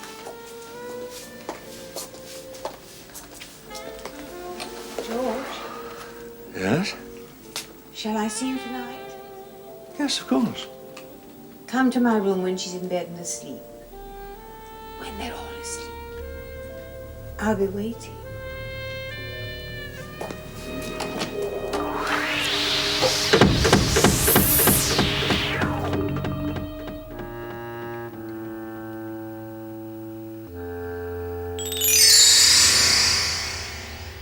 And this chap who had a couple of drinks said to Emma, "Do you know the road to Mandalay?" And she said, "Yes. Shall I sing it?" And he said, "No, take it." I thought that was rather funny.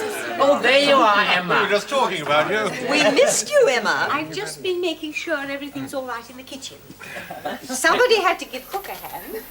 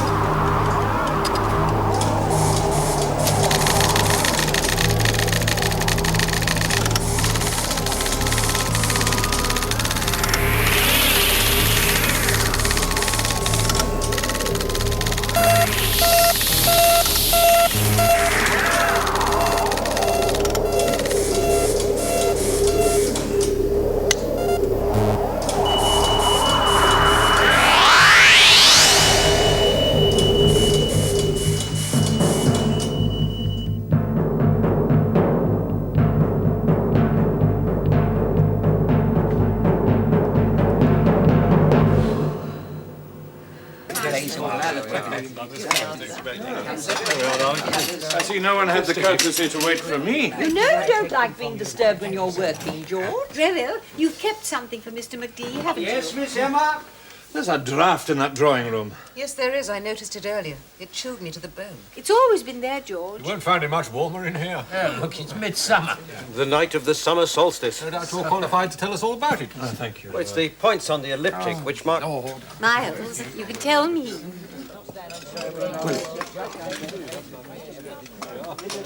It's the points on the elliptic that mark the Earth's position at the sun's extreme limit of distance, north and south of the equator. Fascinating. It's all double Dutch to me. It's the longest day of the year. We have very little control over our fates on the night of June the 21st. Oh, dear. Rubbish. A sensible man can always control his own fate. Do you think so, Mr. McDee? Show me a sensible... They all seem to be accepting his presence now. Howard isn't. Shall I serve it now, sir, or wait until the ladies have retired? I, for one, have no intention of retiring, Arthur. Safety in numbers, eh, Felicity? Quite right. I think we should all stay together.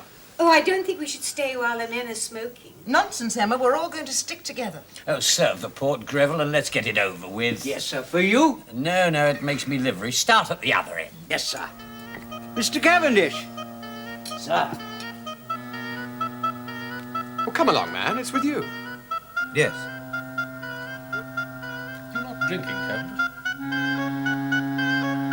If you're not, would you mind passing it? Oh, sorry. Good God, man, clockwise. Oh, shut up, Howard. Sapphire? What is going on? It's the custom here to pass this particular drink to the left. Why? Well, it's just one of their childish superstitions. May I offer you the first toast of the evening? Oh, no, speech is to hard. Mullrine and McDee. To the millions they will make out of other people's pain and misery. To our hosts, charlatans and purveyors of blood. Howard, you are a pest. Who are you? I'm...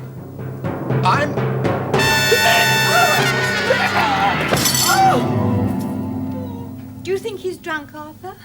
A bit squiffy? On the contrary, I'm afraid he's a bit dead. Out of my way, there. Don't touch I am the doctor around here. It's cyanide. Cyanide, without a doubt. Greville, My lord? did you decant the port? Well, of course, sir. But it's been standing on the So sideboard anyone all could have evening. tampered with it. Yes, sir. I've always warned him about drinking stuff like this. Oh, don't lecture What us, are you going George. to do about all this? Why me? It's your house. It's about time you started doing something. What a mess. This tablecloth will be Oh, really, Emma? This is no absolutely time to talk about tablecloths. darling. Well, Arthur? Oh, don't well Arthur me. I never did like the fellow. He was a damn nuisance in the boardroom. Well, he hadn't the brains of a flea. No. Vultures! That's just what I'd have expected. The poor boy's not even cold, and you've started to pick over his bones. Hardly that. Though one can't help wondering what happens to his shares. I'll not stay and listen to this. Oh, no, you don't. You stay here. Everyone will until we get to the bottom of this affair. Miles, lock that door. I don't think it'll do I any... said lock it. Might as well do as she says.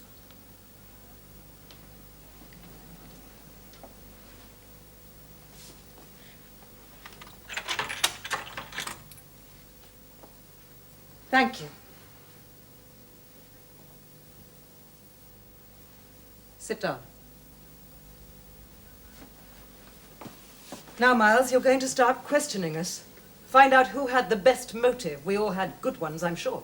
I think we should move poor Howard. He doesn't look at all comfortable. Don't touch him. What? Take your hands off my son. Your son? Never forget, Emma. I know. Haven't you done enough damage? Oh, great God. I'm on my way back to my laboratory. You can't.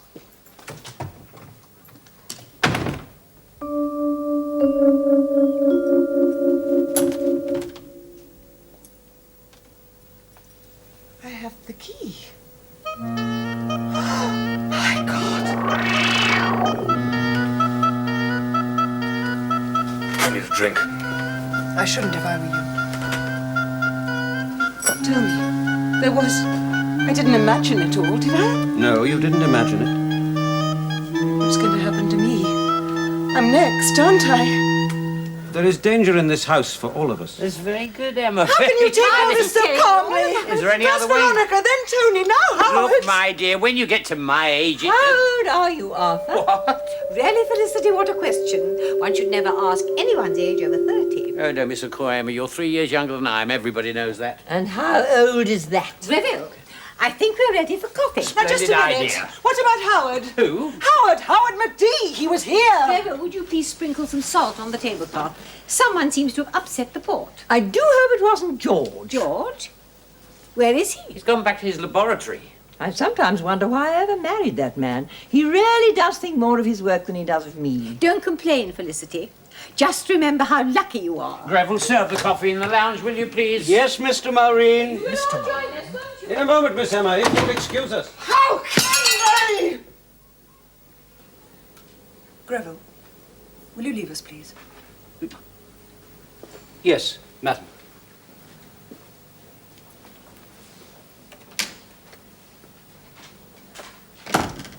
Perhaps they are under no immediate threat.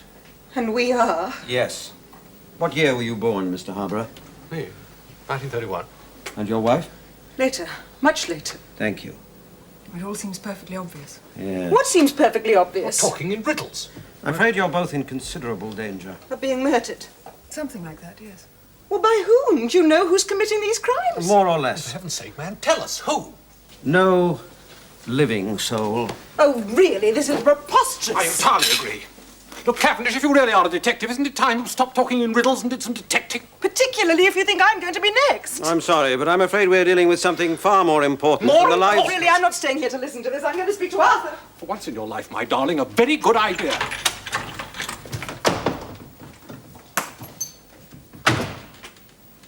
June the 22nd, 1930.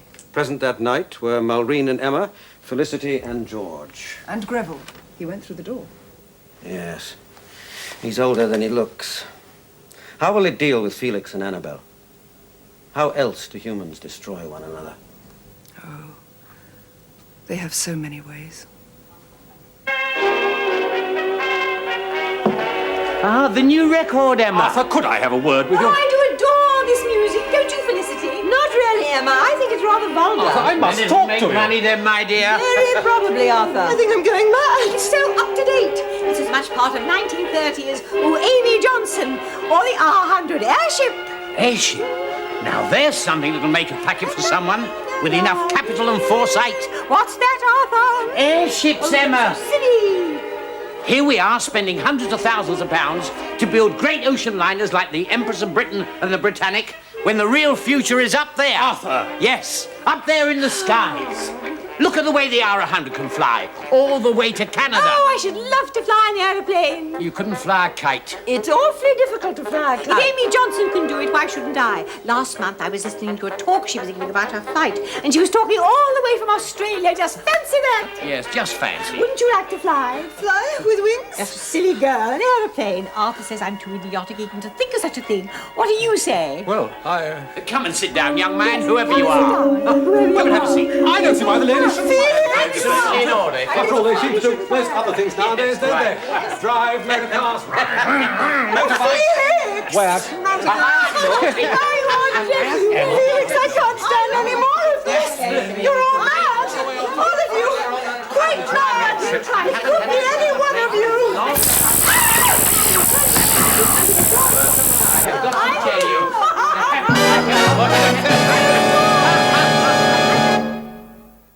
Annabelle, it's not right. She isn't dead. No one has been murdered. Mr. Harborough, you're going to have to suspend disbelief. I know what we're telling you is very hard for you to accept. Mr. Harborough, you're a shrewd man. Can you give me a rational explanation for what's happened in this house tonight? There has been a time change. This house and everyone in it has been moved back in time. Back to 1930. And to be consistent, everyone who wasn't born then has had to be eliminated. Hence these murders. But you see, they never really happened. Time has simply been suspended. You call that a rational explanation? I call it lunacy. You should be locked up, the pair of you. I wouldn't be surprised to find you were at the bottom of this whole damn business.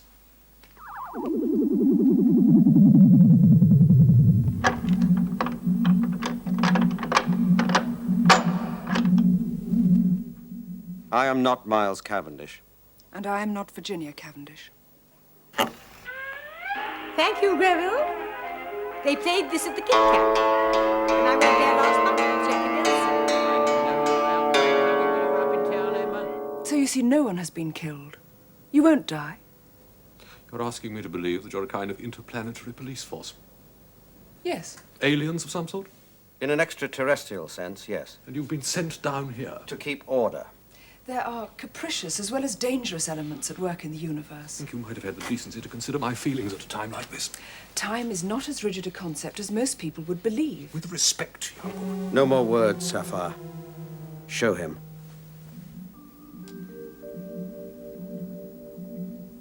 You ought to listen to them, Felix. Do what they say. They really are who they say they are. It's quite extraordinary, actually, and rather fun. Fun? But you're dead. You died there. Not really. Halfway, if you like. It's absolutely marvellous. I've learned more up here than I ever did down there. Where are you? Haven't the faintest. Sort of floating, waiting. I can look at anything I want. As a matter of fact, I was just watching my first day at school when you called. Fascinating. It's a trick. No, it's not a trick, Felix. All right. If you really can see anything you want to from up there, what's the colour? What's the colour of the lining paper in the drawer where I keep my shirts? Oh, that's a bit of a teaser, Felix. Hang on a moment. Good Lord. Someone's used old wallpaper. Regency stripe, gold on white. We don't have time for any more questions. Who are you?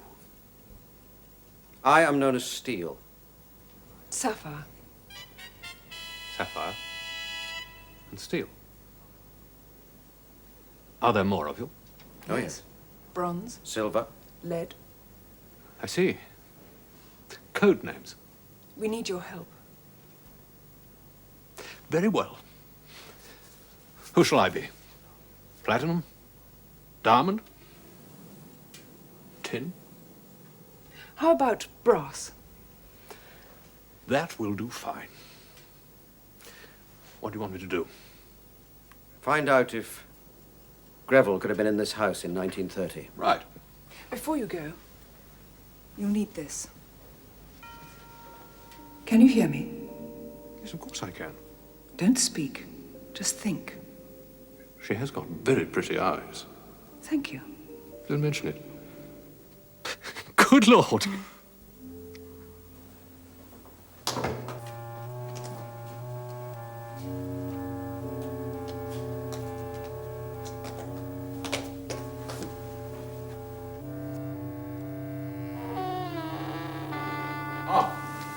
Greville. Sir, What are you doing?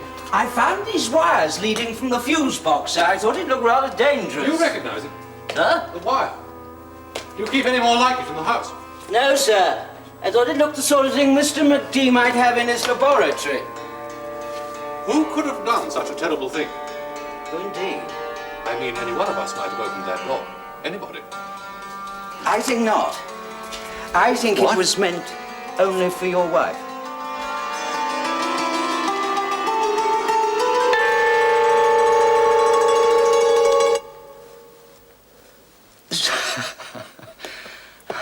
Show me where it goes. The fuse box is under the back stairs. You certainly know this house like the back of your hand, Greville. Have you lived here long? He hasn't the ability to handle communication. I only gave him the first level. Anyway, what makes you think he can help us? He can't. I was just getting him out of the way. And take his mind off it. It'll come as a surprise. How very considerate of you. And speaking of death, isn't it about time we found out about George McDee? He died on the 22nd. Yes, well, it's 25 to 12 now. Mullrine has an office through that door in the living room. George McDee was a very eminent scientist. He died young. His death would have been reported in the newspapers. There'll be a record in the office. Yes, but that's in 1980. You could never do it.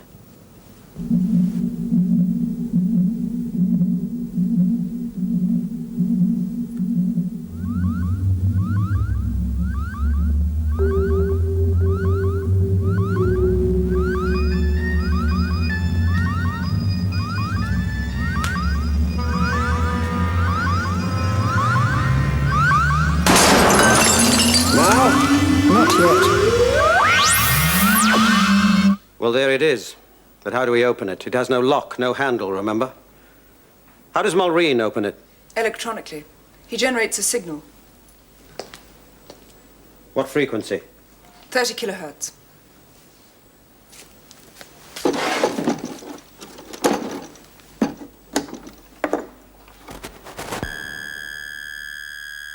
Hi.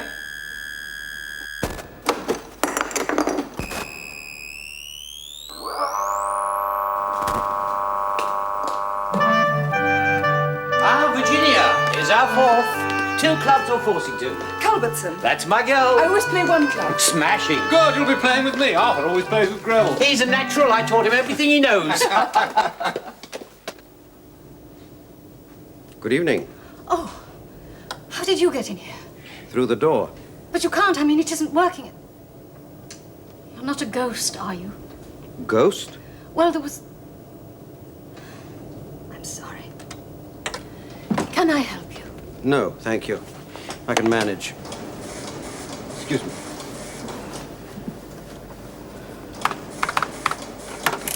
Do you mind?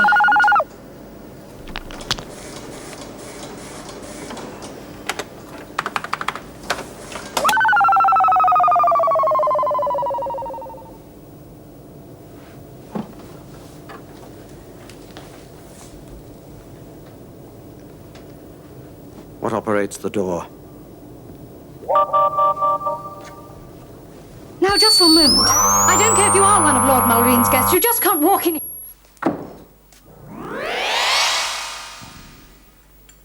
You're looking very tired, Felicity dear. Don't you think you ought to go to bed? Let me finish my cocoa first. I don't know how you can drink it so hot. You could take it up with you. Don't be in such a hurry, Emma. Arthur will play cards all night, and I never know when George comes to bed. We can sleep late in the morning. Oh, very well. If that's the way you feel about it. But remember, 1 minute's sleep before midnight All right, is Emma. worth 1 hour after. If it means so much to you. Oh, careful. You're spilling it. No trumps. No bed. Ah, there you are, Miles. Thought we'd lost you. No bid, partner.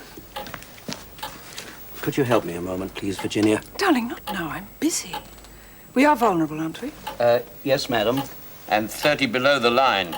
30 below? What time do you make it, Felix? 11:15.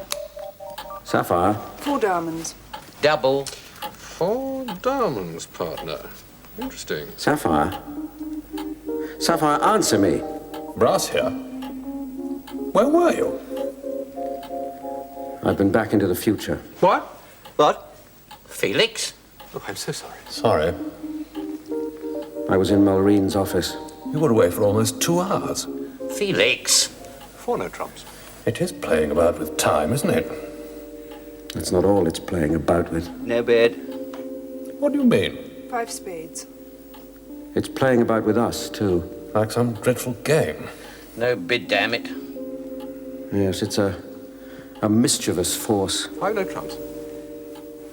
One with a warped sense of humour. Sorry, sir, no bid. 6 hearts. Double. It's not a joke, I'm afraid. No? A contest of wits. What? Yes, it certainly is. Come on, old man, let us off the hook. What's it going to be? 7 diamonds. No bid. Pass. Double. Redouble. What? Greville? Content? Content. Spades. Hearts. Diamonds and... Oh, no. a club. Thank you, partner.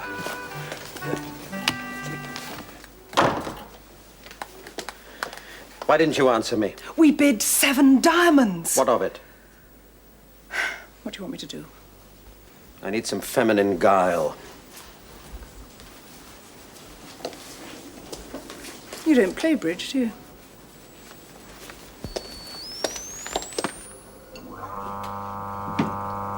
I'm sorry, this is a private office. I've come to apologize for my husband.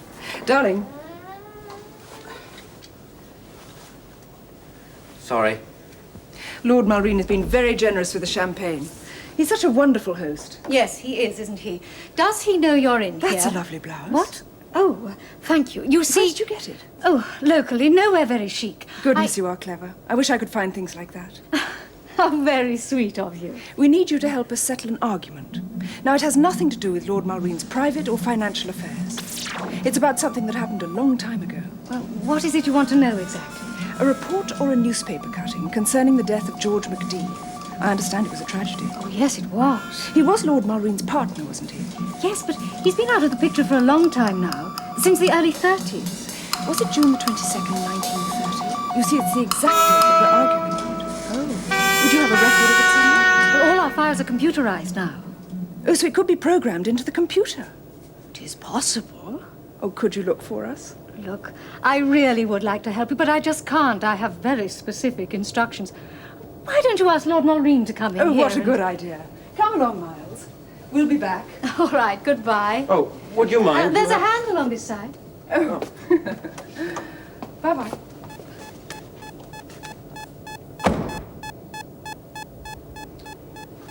The bitch!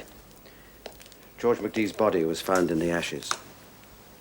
Who else was there? Was anyone else injured? He didn't say. Where did the fire start? Apparently, it completely destroyed the library. 700 for the rubber, 1,500 for Grand Slam, redouble. 100 honours and 50 for the insult. £1 100, I think. £100? All right, Greville, I'll take care of it. That will be £31. £31? Thank you very much, sir. Shall I take... No, leave it till the morning. Very good, sir. £31. Say you're tired and go to bed. I'm so tired. I'll go to bed. Take Mullrine with you. What about you, Arthur? Yes. Didn't realise it was so late. What do you want me to do? Get the details of McDee's death. How about a nightclap, Arthur? Yes, a very good idea. Thank you. A fire? Yes, but where? Arthur, if you're thinking of investing that sort of money, I want you to put it to the shareholders. What, Emma and Felicity? Emma and Felicity, of What course. do they know? They said I was mad when I took George on as a partner. George McDee? Yes. You've got the ideas, you've got the capital. What do you need him for? Little did they know. Wasn't George... George is a very clever fellow, isn't he? You'd like to know, wouldn't you? No, that's strictly between George and me. I'll let you fellas at the bank know when I'm ready to raise capital. Always kept your cards close to your chest, Arthur. Is his, work dangerous? Dangerous? Dangerous right off my living room and me standing here. What exactly has he got in there? Why don't you see for yourself? But surely... we can't go in there. He hates to be disturbed while he's working. Not by me. Come and take a look.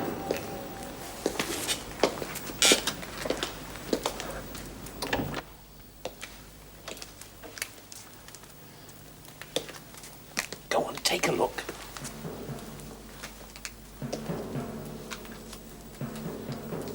George. Good evening. Get out. He's from the bank, George. Not now. Leave.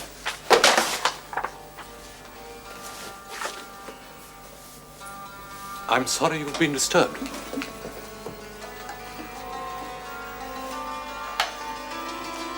Aren't these cultures? Get out of here.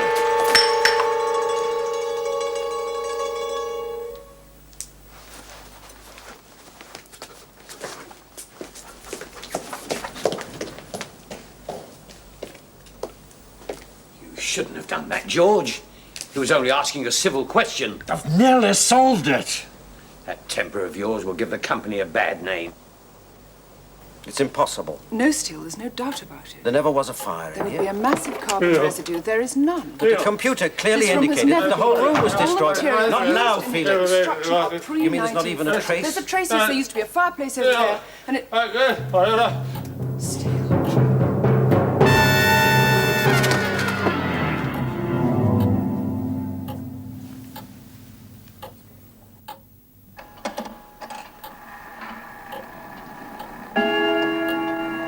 June the 22nd.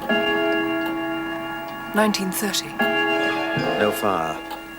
No, there never was a fire anywhere in this room. It's undamaged. And the newspaper report was wrong. Possibly. Someone could have lied. So I wonder what Felix was trying to tell us. Where are Emma and Felicity? They're in their rooms, aren't they? Yes, but they're not asleep yet. Is Mr. McDee still in his laboratory? Yes, he is. He'll be working late, and so shall I. I've never seen that one before. So now the events of that night take place exactly as they did before. With one exception. Yes, the death of George McDee. This time he could survive, and history could be moved onto a parallel track. Sir, sorry. It's deductible. Belongs there. Why don't you go to bed? I envy him. What? Mr. McDee, he doesn't seem to need much sleep. Yes, well, it looks as if he'll be able to get all the sleep he wants after tomorrow. How very gratifying. Do you know who that is? It's Greville. Well, yes and no. In 1930, there were two Grevilles in his house, father and son. Good night, sir. Good night, Greville. That's old Greville, that's the father. And young Greville? He's asleep in his cot in the servants' quarters. He's 2 years old. Can I get you anything, sir, before I turn in? No, thank you, Greville. Oh, just a moment. I'll put the kettle on right away. Mullrine lied to the newspaper. He killed George McDee and then covered it up. Or the computer lied to us. Remember what you read on that screen.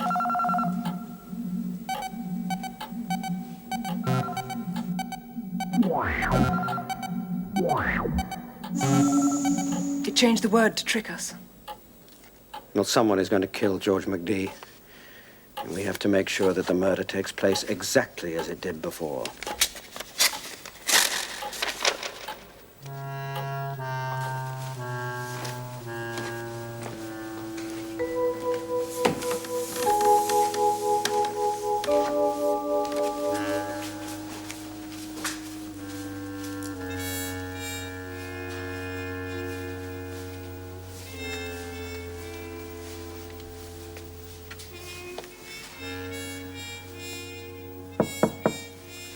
What is it? Shh! You didn't come, George. I waited over an hour for you. Leave me alone, Emma. What's the matter? You getting bored with me? I'm working.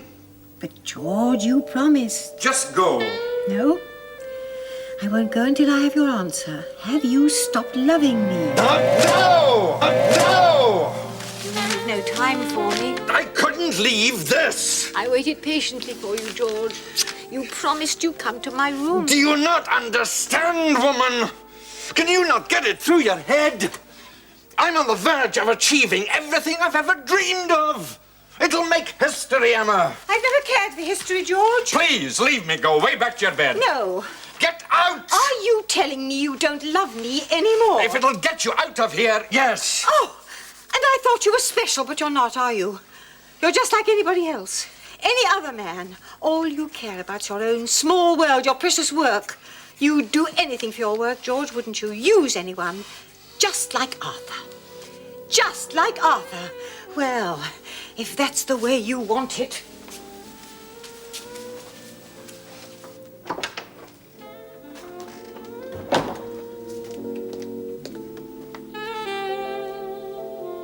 Emma, what on earth are you doing? Nothing. Nothing? You've been in there, haven't you, dressed like that? Yes. Your brilliant partner has been telling me the most extraordinary... Be quiet, Emma! Shh, come in the library. Be quiet! No, I will not. Shh. Just what do you think you're doing? I was with George. I can see that. What are you trying to do, wreck everything? None of your business, Arthur. Oh, yes, it is my business. George McDee is my business. Come here, Emma. Come here. Have a look at that. Do you know what that is? That is a contract. A contract giving everything he has invented, everything he has discovered or will discover, everything to our new company. Look, signed George McDee. Do you realise what that means? You know, I never understand such things, Arthur. I leave all that to you. Good. And keep on doing just that. George signed that yesterday afternoon. There's millions and millions to be made out of this. We are going to go public. Mullrine Imperial will become Mullrine International. How exciting. Just make sure you don't rock the boat. I don't care what you say. Well, you'd better damn well start Oh, caring. really? Now, look, Emma, I've had just about enough you of you and your indeed? selfish ways. The trouble is I've spoiled you. Yes, you have indeed. I've always given you everything you've wanted. You were happy enough for me to make love to George while you were trying to persuade him to be your partner. Well, that's good business. Well, I want my happiness now. I'm not going to be used anymore. Used? Sick of sharing, George. Sick of the secrecy. I love him. Oh, don't talk such rubbish. George is going to get a divorce from Felicity and marry me. Oh, no, you don't, Emma Mullrine. We're not having that. There'd be a scandal. Damn the scandal. You've got what you wanted. Now it's my turn. I will have him. Emma!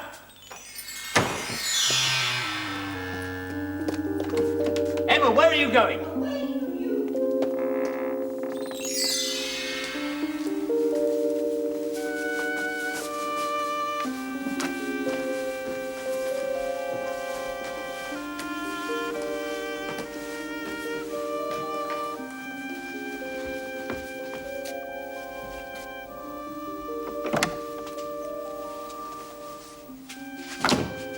George? No, it's me. What? Who? Emma! What do you want? I've got the most dreadful headache. I have to talk to you, Felicity.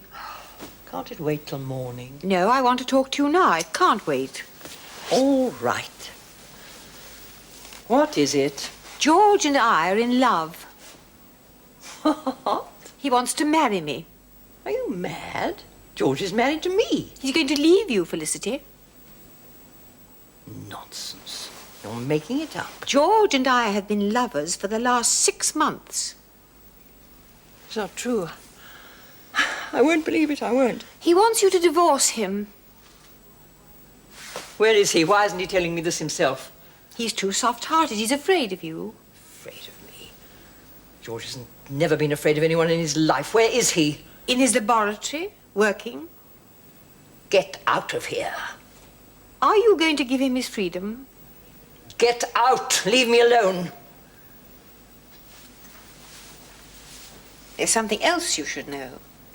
George comes to my room every night.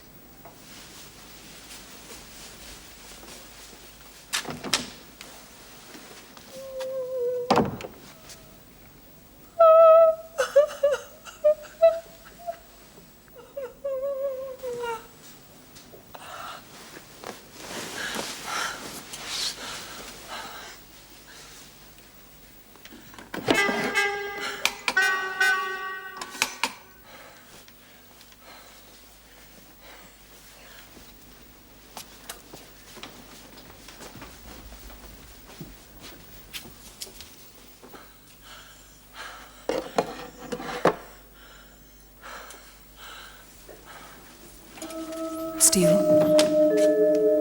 Felicity has the gun.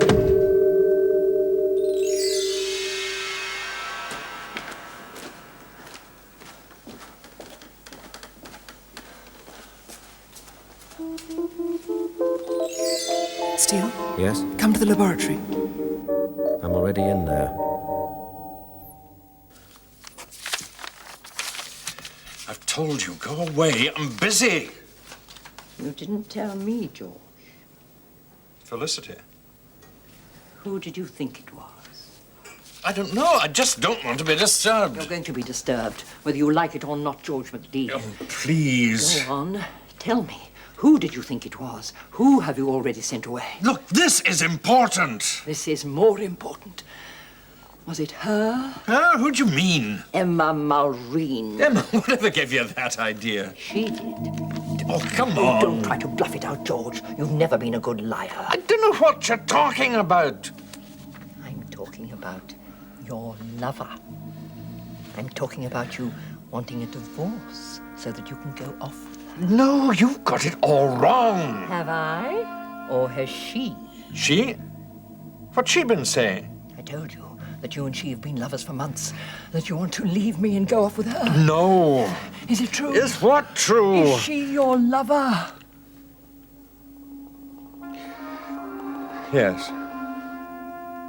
Yes, she is. Oh.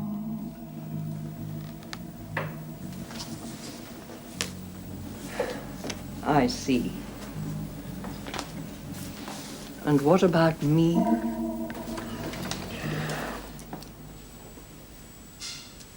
Felicity, what are you doing?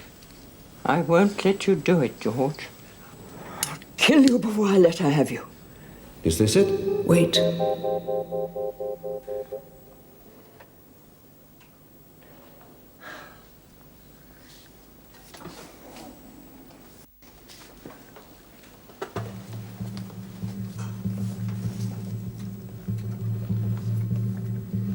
That was it. That was the moment. Now, time is on its new track. Well, stop them. Stop them! Now take it back. Take time back. Let's see how she killed him.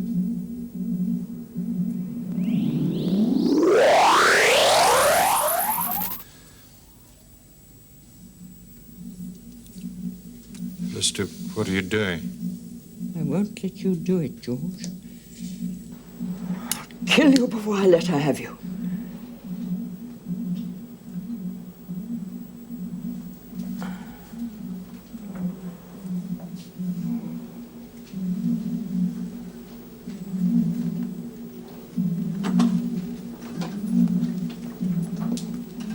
But that's odd. That wasn't it.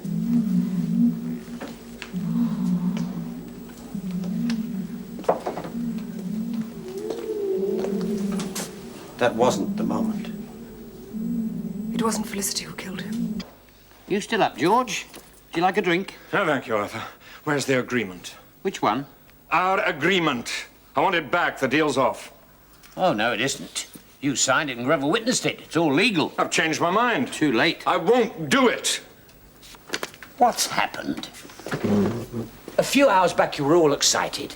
Look, George, with your scientific brain and my business acumen, we're going to be rich. Rich beyond our wildest dreams.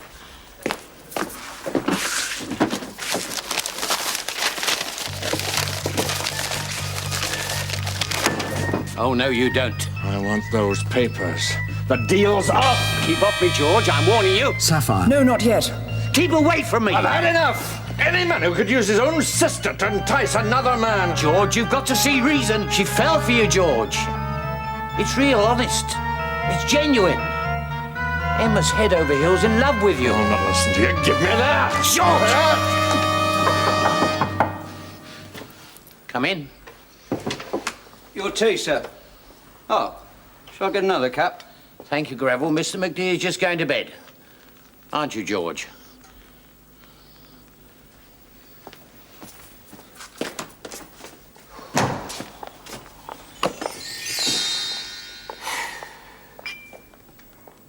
That wasn't it either. No. It wasn't.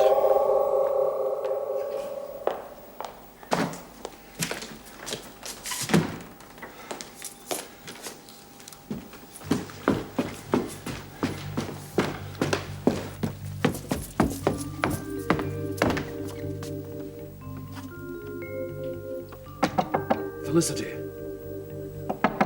Felicity! Open this door, will you?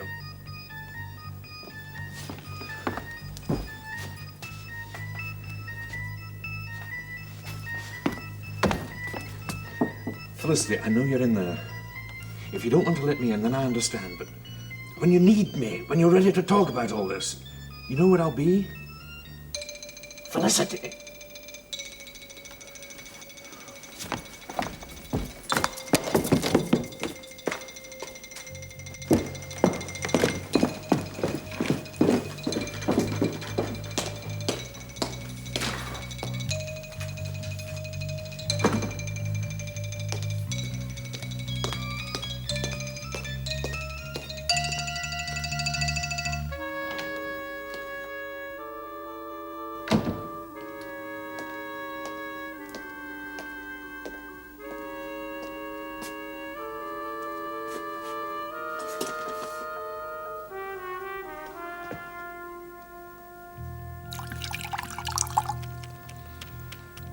What am I going to do, Greville? It's not easy, is it, sir? No. We can't have a scandal. Not now. Good luck, sir. Thank you, Greville. Something tells me I'm going to need it. Why, Emma? Why did you do it? Because you jilted me. I did no such thing. You told me to get out and leave you. Told you to get out because I was working. Surely we'll love each other. Oh, I do hope so, George. I thought as much. Felicity. This won't do, George. This won't do at all. You might as well leave him alone, Emma. I'll never give him his freedom, never. He doesn't love you. He loves me. Then I'll make quite sure you can never have him. As long as I live. No, Emma, no. For God's sake, don't. Now. Not yet. Stop it! That's it. That's the moment. It was Emma. It was you. You shot him, didn't you? Yes, but I didn't mean to. Shoot him again. Kill him. Kill him, you must. This is what I must do. This time.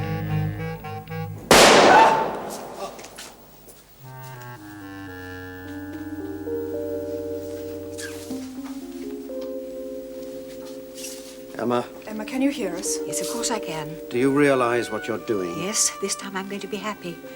I've been given a second chance. Does George know? No, only I know. You've killed her. She's dead. It's all right, my dearest. I've been promised. What have you been promised? A lifetime of happiness with George. We're going to be young again. What? We're going to be young again. It's a trick, Emma. Time is tricking you. Who is time? Our enemy. Your enemy. No, you don't understand. I really have been given a second chance. It's wonderful. George, my darling, you're not going to die. We're going to be together for the rest of our lives. If you don't shoot George, there won't be any rest of your lives. But I was promised. Yes, but you will both die, and in a very short time. What's he saying? Listen to him. He's right. These cultures will destroy you along with every other living creature on Earth. There is no way of avoiding it once they get out of the laboratory. Rubbish. How could they? Time is accelerating the disease. It's not possible. Not only is it possible, it is absolutely inevitable. You have created mutant, persistent viruses that the world of 1930 has no way of controlling. And Emma will be next. I was promised. I was promised. It's up to you. Everything must be exactly as it was. Only you can pull the trigger and shoot George. No. You must do it. No. You must do it! I can't do it again. Emma, George? Listen to me, my dearest. We love each other, don't we? Can I touch her? Yes. Would she be infected? No. Once we go back on the original track, none of this will have happened.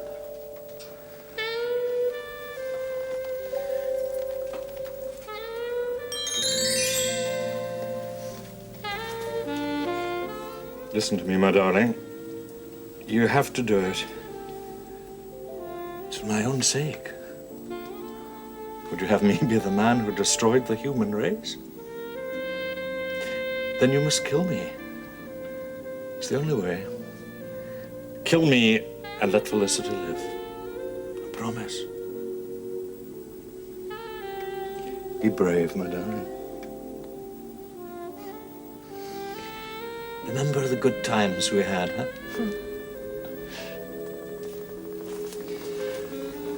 Remember me. George, my beloved. I shall keep you alive in my heart. Now, Sapphire, take time back.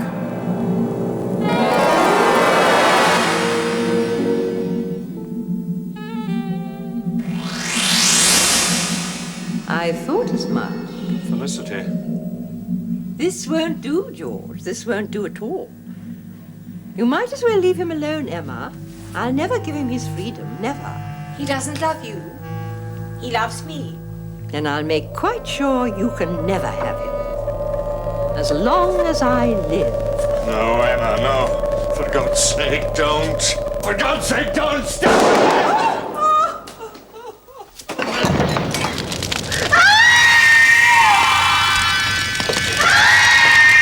My God! What's happened? Emma! George! Rebel! Get them out of here quickly! No! Come on! George! You must leave this room!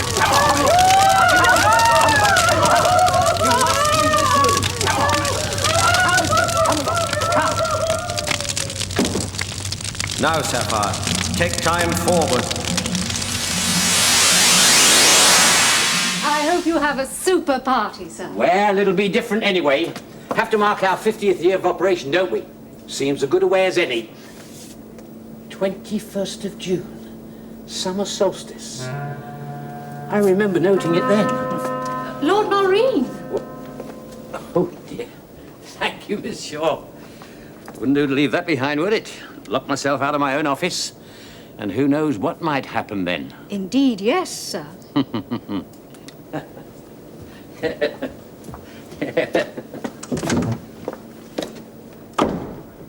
Ah, the cocktails. Good man, Greville.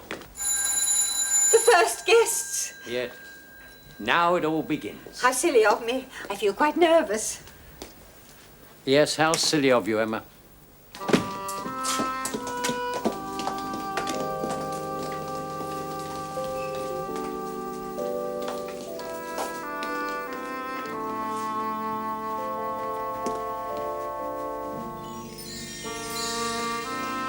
This is where we came in.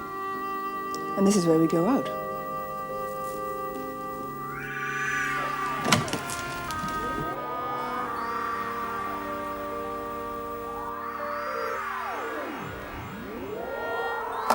Good evening, Mr. Harborough. Good evening, Greville. Good evening, Mrs. McDee. Good evening, Good Greville. evening, Mrs. Harborough. Well, say, I like your monkey suit, Greville. Steel? 1930, sir.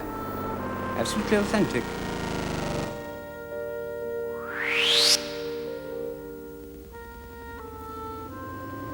All specially made, sir, by Lord Mullrine's personal tailor. Must have cost a fortune.